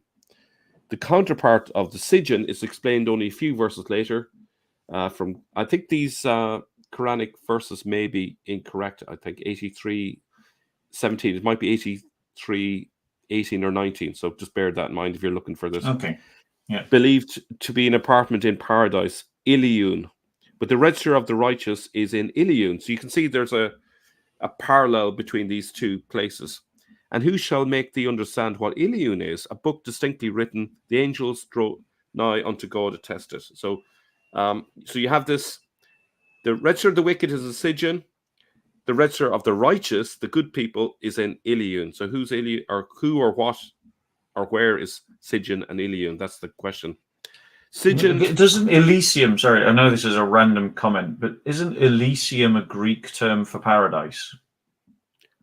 I'm not familiar with that. Could be. Elysium. Go back a bit. Elysium.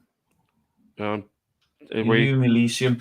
It just rings a bell, I think, with some Greek term for Elysium. Elysium, or is it Latin? Elysium. Like, I think, I just think, so it just seems, I wonder if this hints again at the idea of the Quran absorbing Greek terminology. Could be, like Injil, because here obviously this is some kind of paradise because it's the register of the righteous, and And it does sound a lot like Ilium, Elysium, which is, if I'm remembering it correctly, is like a name for paradise in the Greek lexicon. Yeah. A.J. Juice explains this term registered. It can refer to the records that judges make, at their court cases. So they make a register of their judgments. It does have that sense, and it's stored in a book kind of thing. It can also have a wider meaning as well. Yep. So Sigun also appears to contain the root of the word jinn, in simple terms understood to be the malicious spirits of the Muslims. That's the sin. It is a word that is used in the Quran countless times. One such representation can be found in Surah 7:183, where it is put in contrast to Prophet Muhammad. Will they not bethink them that their companion Mahmed or Muhammad is not jinn possessed, yet his office is only that of plain warner? Okay, so A.J. Juice says that from an academic perspective, taking the text simply for what it says, a book was opposed by the authors of the Quran that was written in a place dubbed Sigun. The counterpart refers to a place by the name of Ilun, where another book was written. The latter was supported by the authors of the surah. So they're fans of one place and book. They hate the other place and book. That's the idea suggested. I just want to show you something that someone put up. Yeah, so Elysium, otherwise known as the Elysian Fields, an ancient Greek Elysium Pedion of the Elysian Plains, is a conception of the afterlife that developed over time. Oh, cool. It just sounds really similar to your Ilun. Yes, it does, doesn't it? Okay.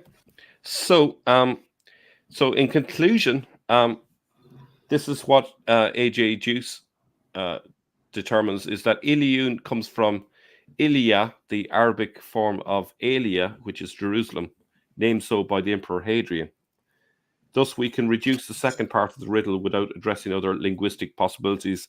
Ilia is an Arabic form of Alia, which I said. The Quran Surah is straightforward. The Ilun is the Tana Depe Eliyahu, the Jerusalem Talmud from the Sadducees in Tiberias. It is perhaps directly linked to the rededication of the temple in Jerusalem by Nehemiah in 614, 617, or its aftermaths. So Ilun is the Jerusalem Talmud. Sigun is the Babylonian Talmud. So you know that in the Quran it keeps on about the kufar, really slamming them. They're the rabbinic Jews that are over in Iraq, associated with the Babylonian Talmud. So they don't like them.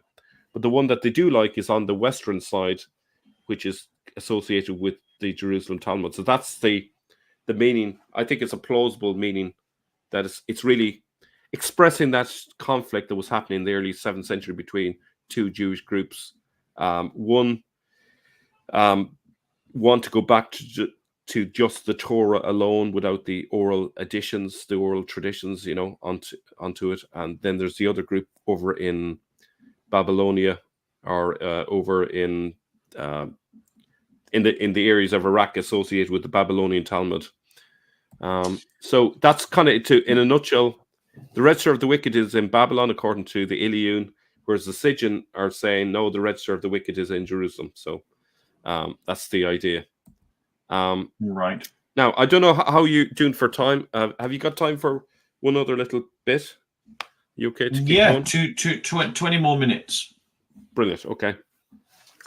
So I mentioned earlier on that that Islam is part of a Messianic movement, and Aziz is another part of it.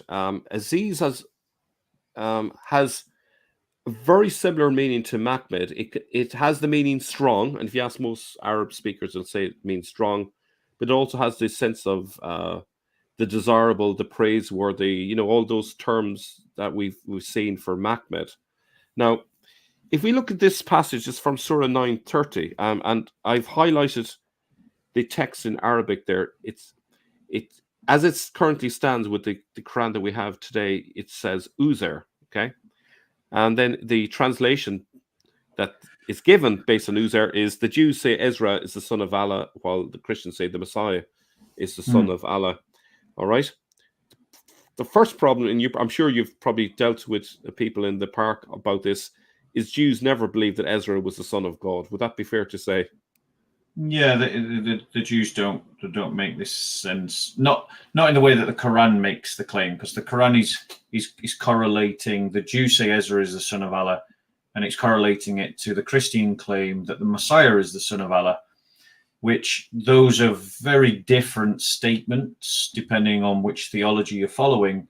And so to contrast the two is either to distort the Christian belief, to say that God has adopted the Messiah as a son, which is wrong, or that the Jews have said that Ezra is the son of Allah in the Christian sense, which the Jews never state. And so it shows that the author of the Quran gets all positions wrong and is just inserting its own position, which is this idea that Allah had a concubine and then had children. Yeah. Now, the first problem I would argue is that the Jews don't believe what the Quran suggests about Ezra. Correct. Okay. I agree. But second is, can you spot the difference between these two? Because the first one is Uzer, and with just the addition of an extra dot, you have Aziz. Okay. Now, if we were to look at the sense of the word Aziz is a Messianic title. It has almost identical meaning to Mahmed, except it has also the additional sense of strong. But the current Quran doesn't have that dot there. I hope it's clear where I'm referring to. If you look at the word to the far left, where Aziz is, you see there's a dot up on the top left, whereas in Uzer, in the Quran today, you don't have that dot there. Okay? So that's the word is Aziz if a diacritical mark is added. That's the second problem, okay? But Aziz, like Mahmed, means beloved, holy, praised. It's therefore a synonym for Mahmed. It means the Messiah. Okay? Oh, go back. Go back. Right. It doesn't mean Messiah. It means beloved, like Mahmed. Mahmed means one that is. Can I reword it as precious? When I say it means the Messiah, Mahmed means sorry, are we speaking in Hebrew or in Arabic here? Okay. In the sense in Arabic, Mahmed is a messianic title. It has the same orbit of meanings that you associate with the Messiah. So when I say it means the Messiah, it means you don't. No, I don't know. That's not. So, in terms of the Arabic terms and the Hebrew terms, in the term Mahmed in Hebrew means something that is lovely or precious or desirable. And its root is in Hamed, which is, to desire. And in the Hebrew, that's where you get in the Ten Commandments, thou shalt not envy, as it's translated in English, your neighbor's property or your neighbor's wife. In Hebrew, it's Hamed. And that is in an orbit that you could also insert words like praiseworthy, right? Because obviously things that are desirable are also things that are praiseworthy, but those are different words. And none of them means Messiah, though the Messiah could have these adjectives applied to him. That's the sense I mean. Right. Yeah. Because that isn't what you said, and it isn't it isn't what your orange box is saying there. No. What I mean by it means the Messiah, I mean as in, it's probably better said in the other sentence above it. It's a synonym for Mahmed in the sense of it carries a similar orbit of meanings. It's associated with the Messiah. That's right, but that's only within using your argument. That's only within a tradition that you're sort of carving out in the Middle Eastern region just prior to Muhammad. So what it seems to be your argument, if I'm understanding it correctly, and please correct me if I'm wrong, because I don't want to put words into your mouth, is that you're saying that there's an identifiable Jewish community prior to the emergence of Islam, that use terms like Mahmed and Aziz to refer to Messianic-like figures. Yeah. Is that what you're saying? Yeah. Sadiq is another one. So it's Sadiq's another one. So it's not necessarily that this is it's not necessarily to say that this has been indigenous to the entire Jewish community throughout all of its history. No, it's something that might have only emerged a century or two before Islam, in quote marks, was born. I don't know the full ins and outs. All I can say is that these terms crop up all the way through the Islamic tradition, and are used in contexts where the meaning offered for these is like what I've given, beloved, holy, praiseworthy, or the chosen one, or the blessed one. They have a messianic sense to them. But so it's this. This is the point: is that they appear within the Quran, but and I accept, they appear within the Quran, but I am not. Firstly, I am still yet to see your connection to, assuming that you're correct about there being sort of a messianic fervor amongst the Jewish community of the Middle East prior to the birth of Islam, right? Assume, if we just grant that as a given, right? I still haven't yet seen how that gives you, how you've evidenced that they have produced the Quran, as opposed to a bunch of Arab pagans who are inspired by an Arab nomad, caravan raider, and paedophile, go on to borrow a whole bunch of Jewish and Christian concepts. Because he collected them as he traveled. I can't see how it's possible, but possible is not to say it was plausible, because to have an in-depth sense of what's going on within the Jewish academies, that's insider information. You have to be within the environments, not just be even living in the area. You kind of have to be within that religion to understand the ins and outs of the theology, the different leaders, how they relate to each other. I think it's more plausible. I can't say 100% can prove it, but personally, I think it's more plausible that you, in the context, when we take in all the historical context of the provable disputes going on in Judaism in the early 7th century, and the fact that the Quran is reflecting that in giving out about the kufar, the coverers, giving out about the taluts and the jaluts. And these are all lots of terms that just so happen to match the Jewish leaders. I just don't see how that's the sort of subject for pagans who are illiterate. Would it be fair to say that your argument is dependent upon you adding a different? I want to be clear in my mind. Is your argument rather dependent on obviously getting rid of the sin and reading the consonantal text of the Quran of the 7th century in light of this Jewish tradition and then inserting your own vocalizations? Is that what you're doing? Well, if I were to show you a text with Aziz rather than Uzair, would that be evidence? Well, like, I'm suggesting I'm asking, is that what you're doing? I'm not sure what I follow. Let me go back again. So we've got in the 7th century a consonantal text, right, with no vowelizations, no vocalizations. It's just a basic Kufic, rudimentary, hardly eligible codex, let's call it. Not that there was a codex originally, but like that form of writing. Okay. We've got no hadiths, we've got no madhabs, we've just got these Arab invaders that are claiming, we've just got these Arab invaders, right? So I'm kind of using your revisionist history, or how I'm imagining your revisionist history. So can I stop you there? I don't describe mine as revisionist. I'll have to pull you up. I describe Islam as revisionist. Okay, because I'm not really trying to revise history. I'm going back to the origins, the original. I'm not trying to make up history here.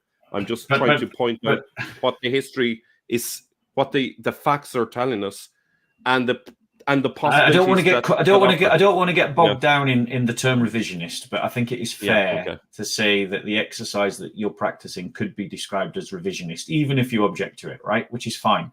You have that argument with a Muslim about who's revising history. I personally think everyone's revising history. My point is that, so trying to get into your world that you're creating in this argument, I'm trying to understand it. And it's a shame because we're going to run out of time. So maybe this is the last question then to sort of... how many more slides have you got to do? How many more slides? We're almost in the end of this part, and then we can finish. There is no consonant. How many more slides? How many more slides? I don't know. There's not many. There's a few just to finish off this one. But there is no consonantal text without any diacritical marks that I'm aware of. There are some that have some diacritical marks. Right. But, so if we take go back to what I'm asking is, are you... that we have. What I'm asking, Mel, is in your argument, are you, in terms of saying that this text we should read these words this way or that way, when we come about how do we read the consonantal structure, are you saying that you're inserting the vowels that give us the full word, because that's what everyone did when it comes to reading the earliest forms of the Quran, that you're doing that based upon this Jewish tradition? Is it fair to say that is how your argument is working? Okay, this is what I would respond. I would say, up to this point, I have a hypothesis, and I'm pointing out a diacritical mark could bring the word to Aziz. Okay, that's a hypothesis. Now I'm going to prove it with the earliest text I could find with Aziz rather. Okay. You didn't answer my question, but carry on. Okay. So the hypothesis is that if you add the dot, you have Aziz, which I've argued has the same sense as Mahmed, so it's a messianic term. The Jews say Aziz is the son of Allah, while the Christians say the Messiah is the son of Allah. Splitting hairs about terms, they're both messianic terms. Okay, but I haven't proven yet. So I got a message from Odin. He has a manuscript, and just basically this is the manuscript. And it has, in this early manuscript, it has the dot Aziz as hypothesized by the theory. So the way generally things work is you have a hypothesis, you look at the evidence, and if the evidence follows through, proving the point, then you kind of feel, well, okay, the hypothesis did work when we actually looked, just confirmed that this is the case. So what I'm saying is, I had the hypothesis that if you were to add the dot Aziz, you would have Aziz, which would fit the context of the passage because it's talk about Messianic views about the Messiah, the Jewish and the Christian.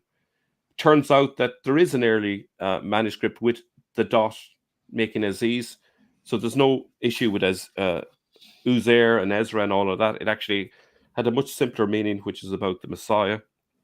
Okay, so that's just kind of explained there that. With the dot, let me see. I'm not going to read it there, but I think you get the point. I don't know if. So that's argument as far as what is this manuscript here?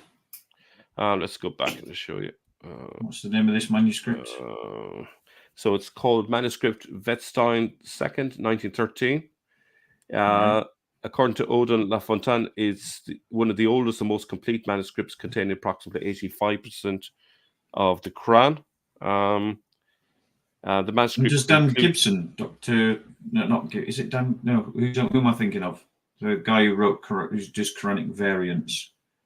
Daniel Brubaker. You should get Daniel Brubaker to talk about this text. Yeah, I could certainly ask him. See what he thinks. So just going to move on. If we got time for, have we got time for much more? 4 more minutes. 4 minutes. I won't bring up a new argument, but I'll come back and come out. I don't think I've convinced you, but I've done my best. How do I unshare? That's great. Right. So yeah, I mean, one of the things that I didn't. So my reflections on this are, it still remains to me a stronger position to hold that there was a genuinely new religion born in the 7th century by someone from Arabia who clearly and whose followers also were clearly borrowing from the Judeo-Christian tradition, getting it wrong, manipulating it, and using it. And your argument to me, the kind of things that I really wanted to hear, I didn't hear. So, like, I wanted to hear some kind of evidence that would show that the Jewish people had, like, a Jewish Messianic movement, either of Jews or of Arabs converting to Judaism, had gone about to produce a text that had come to the Quran. Because like in the past, either you or others have certainly hypothesized that the Quran was just borrowing from early Christian liturgies, and what all of your arguments do, Mel, and what you and Jay do, is you point out that the standard Islamic narrative really is in trouble because there's now just increasing measures of evidence that demonstrate that the standard Islamic narrative doesn't fit with history. But where I think my problem starts with you and Dr. Smith is that your arguments seem to do exactly what the Muslims have done, in that you seem to go further than where the evidence can get you. Now, I don't deny that there's Jewish influence on Islam. I think on that point, me and you both agree. But the question is, A, to what level? B, how did it get there? I.e., what avenue by which did it get there? And what can that say about the birth of Islam? And I'm still of the opinion that what you've got this new vibrant religion born amongst Arabs that explodes, and then and from its foundations was absorbing Judeo-Christian ideas and getting them wrong and distorting them and bending them out of all kinds of shape. But I'm not seeing from your presentation, and maybe there was something further on in the presentation, that could have pinned it down. But I'm not seeing in your presentation enough to convince me that it was a Messianic movement. I'll let you reply to that. I'm not going to end it. I'll let you reply fully to. I'm lost for words. I'm actually, I feel angry because there's literally, there is no evidence for the Islamic narrative. It's literally. I agree. But you believe it. So I don't. I don't believe in the Islamic narrative. I believe. But you do. You see, all of the assumptions you have are literally based on the standard Islamic narrative. There is not one shred of evidence that there was a movement down in Mecca. We have no evidence for Mecca even existing in the 7th century. We've got all of the evidence, all of the allusions, whether it be Syriac sources, the fact that all the leaders are mentioned in the Quran that I've pointed out to you, these are all up in Iraq and in Jerusalem. Unless they've got Zoom back in the 7th century and they're communicating by telephone, there's no way there's any awareness down in a place 1,000 miles south of all of this stuff that's gone up. It doesn't make sense. I won't even say it's possible. I don't even think it's plausible. I don't think it's even possible. The only way this story could be possible is I didn't say Mecca. If you divert all the technology from today back to the 7th century, then your idea that there was an Arabian prophet. Well, where was he from then? I didn't. No, I'm saying that there was an Arab. You said pagan. But there was no paganism up there at that stage. No, I never said. I never localized it to Mecca. I made an ethnic thing. I said that there was an explosion of Arabs invading the surrounding world. Do we agree that happened? Yeah, but do you know that? Wait. Do we agree that happened? Do we agree that happened? Yeah, but there is a proviso with that, and there's a huge difference between, saying there's Arabs. Yeah. The problem with saying that is there were millions of there was millions of Jews in Iraq in the 7th century who would view themselves as Arabs because they spoke Arabic. So I get what you're saying. So, like, the term Arabs is too vague. So you see, based on that, you have millions of Jews living around the academies. They were. Are you saying then that the invasions that we say came out of Arabia actually came out of Iraq, and it was Jews who spoke Arabic that invaded the rest of the Middle East? It's a mixed. Is that what you're saying? It's a mixed bag. There were certainly Arabs in the strict sense of not Jews that came along. There were Persians, there were Arabs. It's very confused, but it's not anything remotely. It's not like there's the Jews on one side and the Arabs on that side. There's a massive grey area between the two, and that's where I think that's where I think we're giving too much credence to standard Islamic narrative. Like if I was doing this research, and I've been working on this for 7+ years, if I was bumping into evidence going in the opposite direction to where every lead I've followed, it's just getting deeper and deeper into the same direction. The things are happening up north. There's nothing happening down south. Like even I don't know where else to go. I just can't. I can't understand why this seems so far-fetched, considering that the Sirah that was written down came centuries later. There's a huge black hole there. The Hadiths, I'm not accepting I'm not accepting the standard Islamic narrative. I'm not accepting the idea of Mecca as a major city. I'm not accepting that this person that is called Muhammad, that was actually a name rather than a title. I'm not accepting the idea that the Quran was compiled under this, this Caliph system, that the Quran was never changed, that it didn't undergo revision. So there's lots in the standard Islamic narrative that I'm not accepting.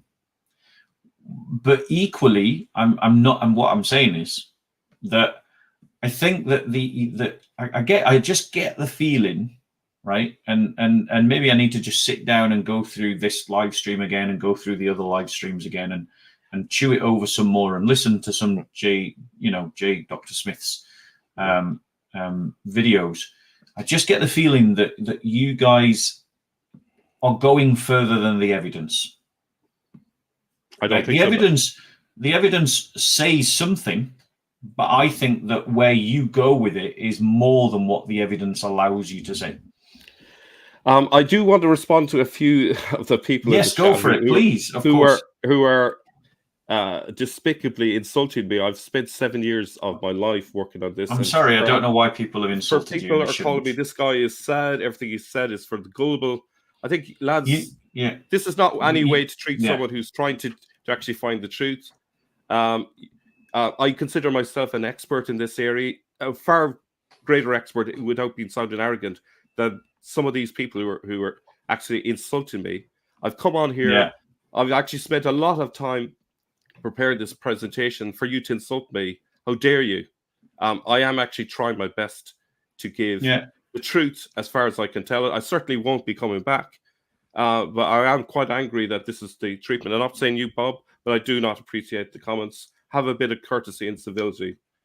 I do think it's been let. I just want to say to the mods that are in here, there are mods in here that this is a failure of the mods, because the mods should have been jumping on that. and the mod should have been muting these people, and the mod should then be raising my awareness about who they are, so that I can make a decision about whether to ban them from the channel. So I apologize to you, Mel. That wasn't the intention. And I would have thought that mods like Houston Euler and Professor Yaffel, that if you had seen that, you would have jumped on it. Now, I'm not saying you didn't, but obviously some of them got through maybe before you came on to do your mod duties, or when you were away getting a cup of tea or something. But that kind of behavior is something that I expect my mods to be tackling. When I bring on a guest, I don't expect them to be insulted like that. And so I want to make it very clear going forward, mods, that you should be jumping on that and you should be shutting it down. And I apologize to you, Mel, profusely. That's completely inappropriate. Me and you have got an honest academic disagreement. I respect you. I respect your research. I respect your opinion. The fact that I'm not personally convinced of it doesn't mean that I don't think that you've done your homework. I don't think that you can't make a case. I wouldn't have you on if I thought you were some kind of clown. I think so. I think it just, so if we can go back to the kind of the big picture here, we have very little evidence in terms of reconstructing. So, like, don't blame me if there's evidence is thin, but there are certain things that you cannot escape. One of them is the fact that the tribe that is associated with Mahmud is called the Tayyaye, right? The Tayyaye is in the place that I'm talking about, Iraq and Syria. It's not way down south. So that's a major problem. If you want to accept the standard Islamic narrative, that's in you, Bob. But those who think I'm giving a message for the global, you have to deal with the actual evidence, which is talking about the Tayyaye, the Mahmud. The second thing is we have Chinese sources. What's that? It could be that these are Muslim trolls tackling possibly, you and insulting you in that way, because they I'm come sorry, on and all the Christians. No. I mean, if they're Christians, shame on them for doing that. And as I say again, the mods should have been all over that, because I'm sure that should have been clear, and it certainly is now. And I will WhatsApp the mod group afterwards about that. But it could just be Muslim trolls, because we do get them as well. There's multiple layers of evidence which it's taken a long time to piece together. So I have sources from representatives of the Tayyaye, which is the key.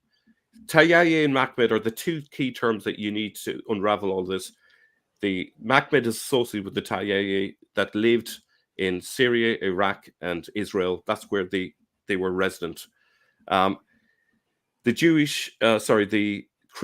Chinese sources identify the Tayyaye as the people in charge.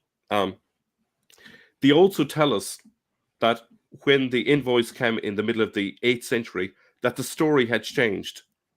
So if I say there was a revisionism, I have hard evidence, because the invoice have changed the story, and the Chinese actually tell us that.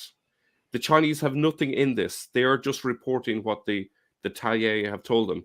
When the Umayyads came to them, they had a different story. It wasn't the story about Muhammad in the desert and all this kind of stuff. It was a different story. So what they do is they write down the story, the first one, and then they write down the second story. Now, considering what I spoke about, the Pharisee element, what does the first story tell us before the 750s? It says that the person who started this was a Persian. Okay, so the person who started this was a Farsi. Now, they may, because we're talking about going from Arabic to Chinese, for all we know, it could be saying Pharisee, not Farsi, especially because Al-Tabari refers to Salman Al-Farsi or Farsi. That's the first one. But they also say that when the Tayyaye came in the 750s, a completely different story crops up. Instead of them talking about the Tayyaye being the tribe, now it's the Quraysh. Instead of a Persian who starts all of this, now you have this Muhammad figure. So it's literally, you can see a transition. And every century you go from then onwards, it keeps being tweaked, changed, edited. So the Abbasids changed the story. When Baghdad fell in the 13th century, I think it is, if I'm not mistaken, I think it was, the story changed again at that time because circumstances had dramatically changed. The political landscape had changed. When the Ottomans came into power, that changed things again massively. If you want to go to the Topkapi in Turkey, you'll see the extent that the Ottomans manufactured artifacts. Like there's a whole range of shoes supposedly worn by Muhammad. Now, if you look at them, they're size 5, size 9, size 7, all different sizes, but it doesn't matter because you're trying to create a narrative. So that's the Ottomans. The Salafists come along. They add another set of revisions. So before the Salafists came in the 17th and 18th century, the tradition was that you could go to pray at the graves. That's one thing. All of a sudden, after the Salafists got into power, hadiths were promoted, which basically said Muhammad taught that you should never pray at the graves. The shifting sand of the hadiths. Yes, yeah, I'm aware of that. The churning of bringing forward. Oh, this hadith is sahih now, and this hadith that was sahih is no longer sahih. And I think we're seeing an example of that around Aisha's age. I think in 200 years' time, the standard Islamic narrative will be that Aisha was 18 and she wasn't 6. And all those hadiths that we're using and arguing with Muslims about her being 6 and 9 will suddenly be da'if. They'll be found to be da'if. And in 200, 300 years' time, Muslims will go, oh, it's always been da'if. No, they're like, do you know what I'm saying? So I think we're actually witnessing that right now. Yeah, but even the transition, there's a parallel transition that happens in the Jewish tradition. So, for example, if you look at the Targum Pseudo-Jonathan from the 4th century, according to a Jewish scholar whose books are somewhere over there in my room, I can bring it up if you want. In that story, in an explanation of, I think it's Genesis 24, if I'm not mistaken, or maybe it's 22, it refers to Ishmael first being married to Edisha and then Fatima. If you go to the 8th century, there's another Jewish source telling a similar story, except now it's Aisha who Ishmael is married to, followed by Fatima. So you can see a parallel progression.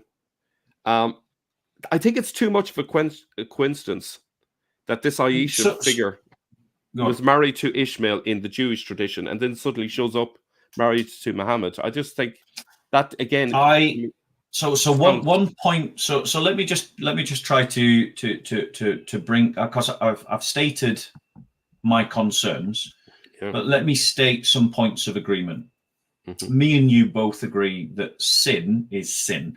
It's like it falls short of the mark because the standard Islamic narrative falls short of the mark of being a truthful capturing of history.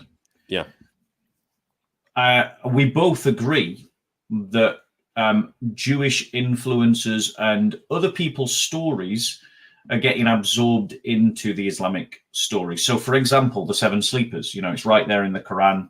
It's a church story that predates the Quran by a couple of hundred years. It's right in there. The writings of Saint Ephraim, the poems of Saint Ephraim, and he's talking about paradise as gardens right there in the Quran.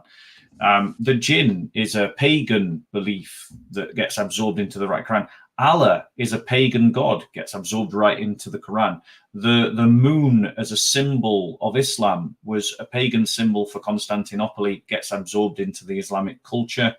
There's no doubt about the fact that Islam is a bolt-on kind of religion that's absorbing things. This is where we agree.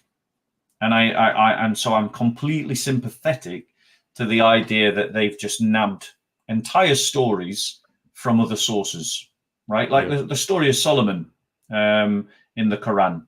It's from the Talmud. The story of the infancy Jesus. It's from the infancy Gospels. Yeah. So that point is not in dispute between us. Yeah. My only point is the strength, I guess it's the certainty of your presentation in the retelling of history. That's the bit where I'm like, it's too strong. Okay, well, I think there's a certain geographic. What will I say? There's kind of a certainty comes from geographic realities that you can't avoid. For example, in order to be influenced by culture, you have to be in the area where the culture is happening. Agreed. So the thing is, it's all up in the area where you'd expect it to be. It's all in the Fertile Crescent. That changes the whole thing. The other thing is there was a Messianic movement, and it was Jewish in the early 7th century. All it takes is for this story of two Messiahs, Nehemiah ben Huziel and Shalom, to get, carried on for 100 years in the Umayyads, and eventually lost steam, and then it got taken up again under the Abbasids, and it got repackaged brought into one figure of Muhammad. That's all I'm saying is what happened. The Quran is not a unified book like we imagine it as well. So that kind of goes against we get around the fact it's not unified by saying, oh, these are the Meccan surahs and this is the Medina surahs. But actually, that's just to point out that you might as well have two separate books because they're so different in style and content. Yeah. Which again suggests you have things being morphed together. Someone is editing it. And I would say it's some of it is coming from early days because of the historical context does suggest that some of it is coming from the early 7th century. But I would say that a lot of what's happening in terms of how the story is developed is happening in the 8th and 9th century. The context, and I think the reason why so much of the evidence points to the Fertile Crescent is because it's just undeniable that that's where the formative Islam that we now encounter today formed, pretty much straight away after the Arabs, because this part of the history I accept, after the Arabs emerged out of the Arabian Peninsula, conquering and pillaging everyone else's land and colonizing the Middle East, and occupying the Middle East and Arabizing the Middle East. Now, after they did that, almost immediately, the center of political power moved to Baghdad and moved into the Fertile Crescent. And then Islam formed as we now know it, it crystallized as we now know it there. And in that period, like you, I agree, it sucks in a lot of material. It hoovers in material that is not originate from the Arabian Peninsula or from any true event of history in the Arabian Peninsula. Yeah. My point is that I just feel that there's a gap between your sort of counter narrative. Let's do that with a camera, right? And where the evidence can get you, I know evidence moves in this direction. Yeah, this is where you are with your Messianic hypothesis. The evidence moves that way, but there's a gap, and I don't feel that you've bridged that gap. That's what I'm saying. Yeah, I don't think I can, as it stands, I can't make that full transition. All I can say is I can tell you what's happening in the early 7th century. There's a Messianic movement. I can tell you the Abbasids are accused of making a story up, essentially, by the Chinese. That's what they're getting. But they put down the story, even though they think it's a bit weird that they've come up with the story. And then there's this gap. I'd agree, there's a gap. All I can say is if we look at the arc of the dynamic, what seems to be happening is there's a growing Messianic sort of fervor. You have so if you imagine that you have Nehemiah ben Huziel gets killed, right, 617, then his brother Shalom takes over, and then there's all this Jewish text about them being the messiahs, or at least certainly Nehemiah, and a great expectation. Then the 660s comes along, and all of a sudden you get this big surge in coins with Mahmed with crosses, not with initially it's Mahmed and crosses, which doesn't really make sense. It could be a Christian reaction to this. Again, this is a possible, but I'm not sure. It could be a Christian reaction to the Jewish messianism. Christians are basically giving the two fingers and saying, no, we've got the Mahmed and he's Jesus and there's the cross. That could be what's going on. But eventually it keeps morphing. Every decade keeps changing. And so and Abdul Malik then brings it on further. That's and so the coins for me would be a perfect example of how the evidence it points to something, but it doesn't point to any definite conclusions. So one way that you could interpret, one of the ways that you can interpret the coinage is that it is proof that the early Muslims, i.e. the early Muslims that produced those coins, actually had no problem with the Christian religion, and they sort of take their lead from that verse of the Quran that says that Allah's given a book to all these different people and they're all meant to compete together in virtue. And so we've got Muhammad, the Christians have got Jesus, and the Jews have got Moses. We've got the Quran, and you've got the Injil, and you've got the Torah. We're all meant to sort of push out into virtue. And it could be that the reason why they put the cross on is to show, like, we've got no problem with it. Or it could be because they want their Christian subjects to just use their coinage. And so they make it palatable to Christians because that makes up the majority of their empire.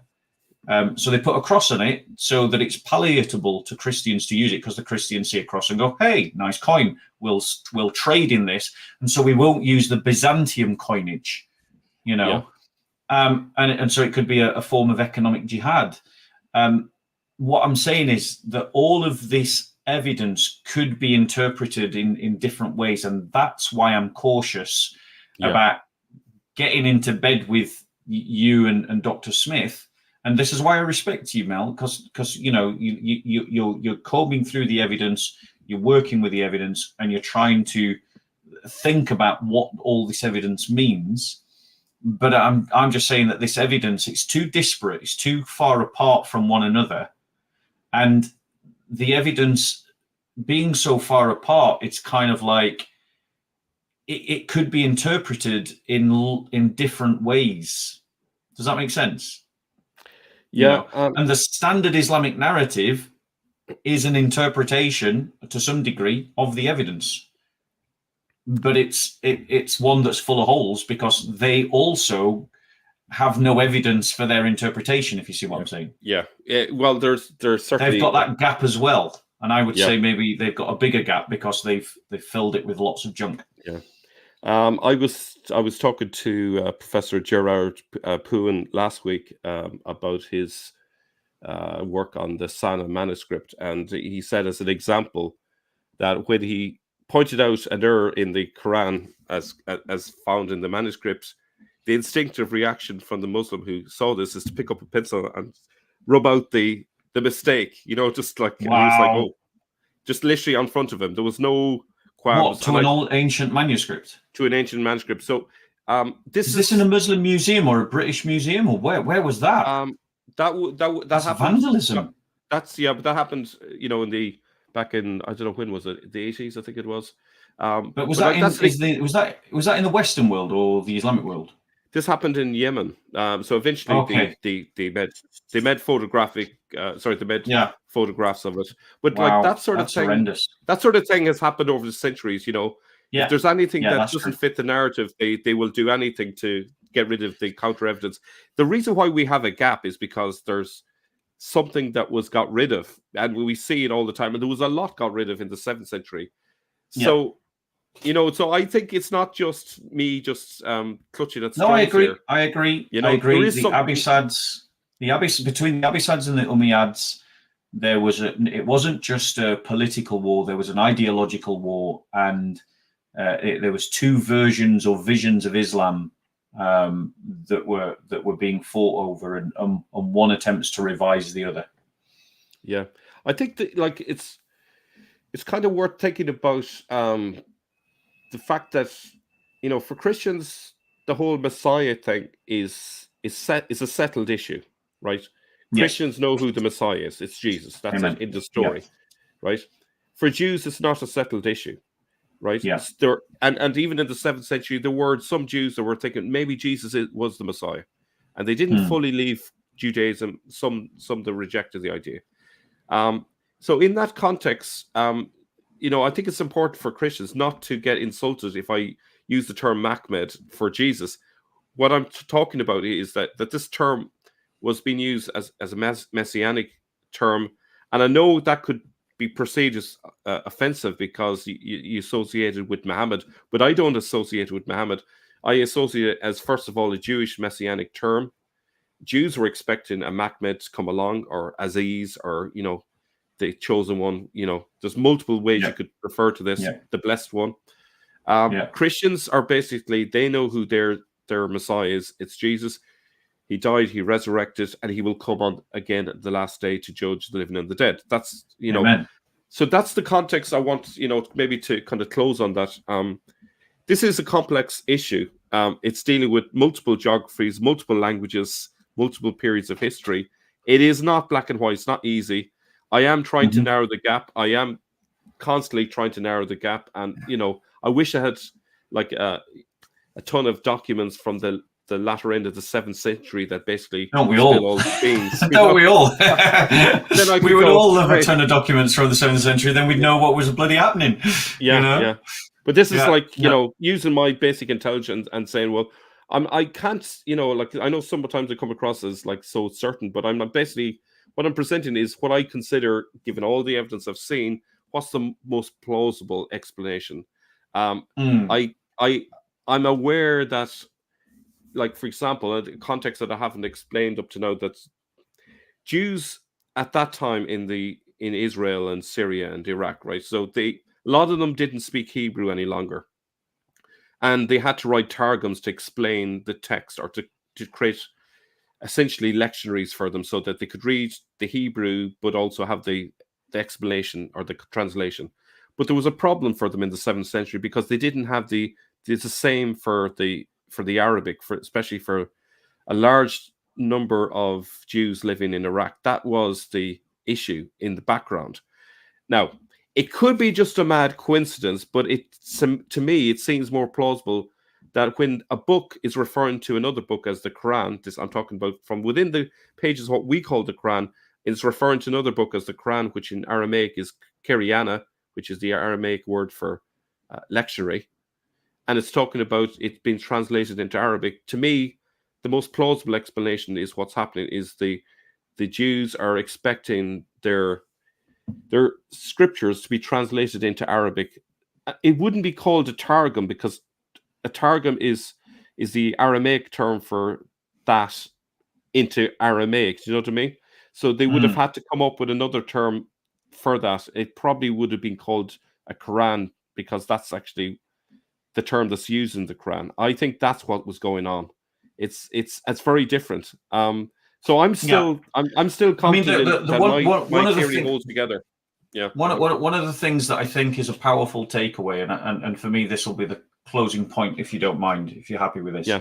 Yep. Is that one of the most powerful points that two powerful points that I got from your presentation is, one, if we just dump the sin, if we just dump the standard Islamic narrative and read the Quran as if the standard Islamic narrative doesn't exist, it opens up a world of possibilities of interpretation. Yeah. And two is that it shows us that just how much energy and exercise was used to put meaning into this very rudimentary text in its very consonantal form, that was done by Muslims later, to sort of like create a form of the Quran that we are now presented with. And that if you just sort of bypass that, other possible readings of that same text become possible once you drop the sin. And I think that's a very powerful point.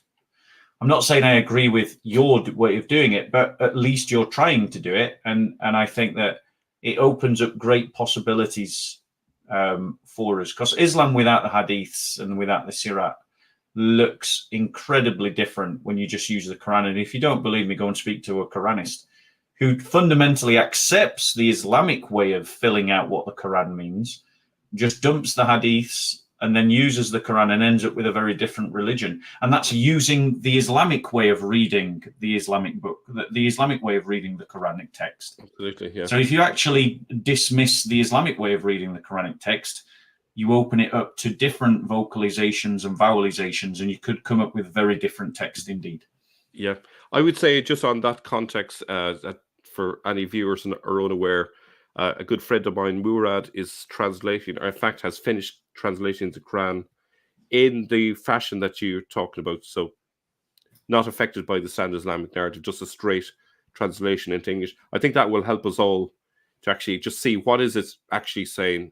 And then it's easier then to actually to interpret it in a way that's at least not influenced by the machinations of trying to get you to see it in a certain way, by the narrative, So it would be good maybe to get Murad and Dadok on here to argue over which one of them has translated the Quran properly, because Dadok has also done his translation of the Quran. But I think one of the criticisms that I've heard of Dadok's translation of the Quran is that he, in his determination to show just how much violence and hatred there is in the Quran, he overstates it in his translation. And Dadok, if you're out there and you hear this and you want to come back and reply, you're more than welcome.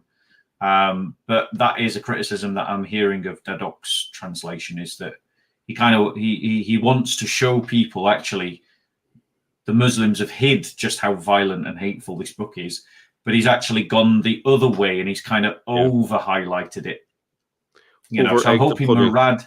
Yeah, he's over, and so I'm kind of hoping Murad's translation is just a more impartial translation. Of the text. And is he using the vowelizations that we receive from Muslims, or is he putting in his own vowelizations? I think at this stage his translation is basically just taking it as is for now.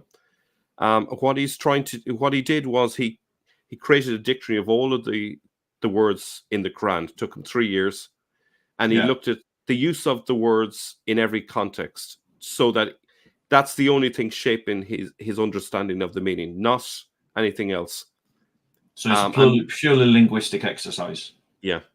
Now what he plans to do later, he says that's the Arabic sort of sense of it. At a later stage, what he'll then do is look at it again from the Aramaic point of view, and that will throw up other meanings, and that will give us a window into the early context of the Quran, because obviously the Aramaic meaning might be quite different from the Arabic from which it drew. So every time you add a dot, or even transfer, like with your Aziz and Uzair, like your Aziz and Uzair example, you completely send it in a different direction. Totally. So that's it. As I say, I kind of right, Mel. I'll leave it at that. It's always a pleasure having you on. Please do stay for a second after I close the live stream, and I'm just gonna read a psalm to close. Okay. Vindicate me, God, and champion my cause against an unfaithful nation. Rescue me from the deceitful and unjust person, for you are the God of my refuge. Why have you rejected me? Why must I go about in sorrow because of the enemy's oppression? Send your light and your truth. Let them lead me. Let them bring me to your holy mountain, to your dwelling place. Then I will come to the altar of God, to God, my greatest joy. I will praise you with the lyre, God, my God. Why, my soul, are you dejected? Why are you in such tumult? Put your hope in God, for I will still praise him, my Savior and my God. This is the word of the Lord. Thanks be to God. Okay, peace with you guys. Christ is risen. Christ is King.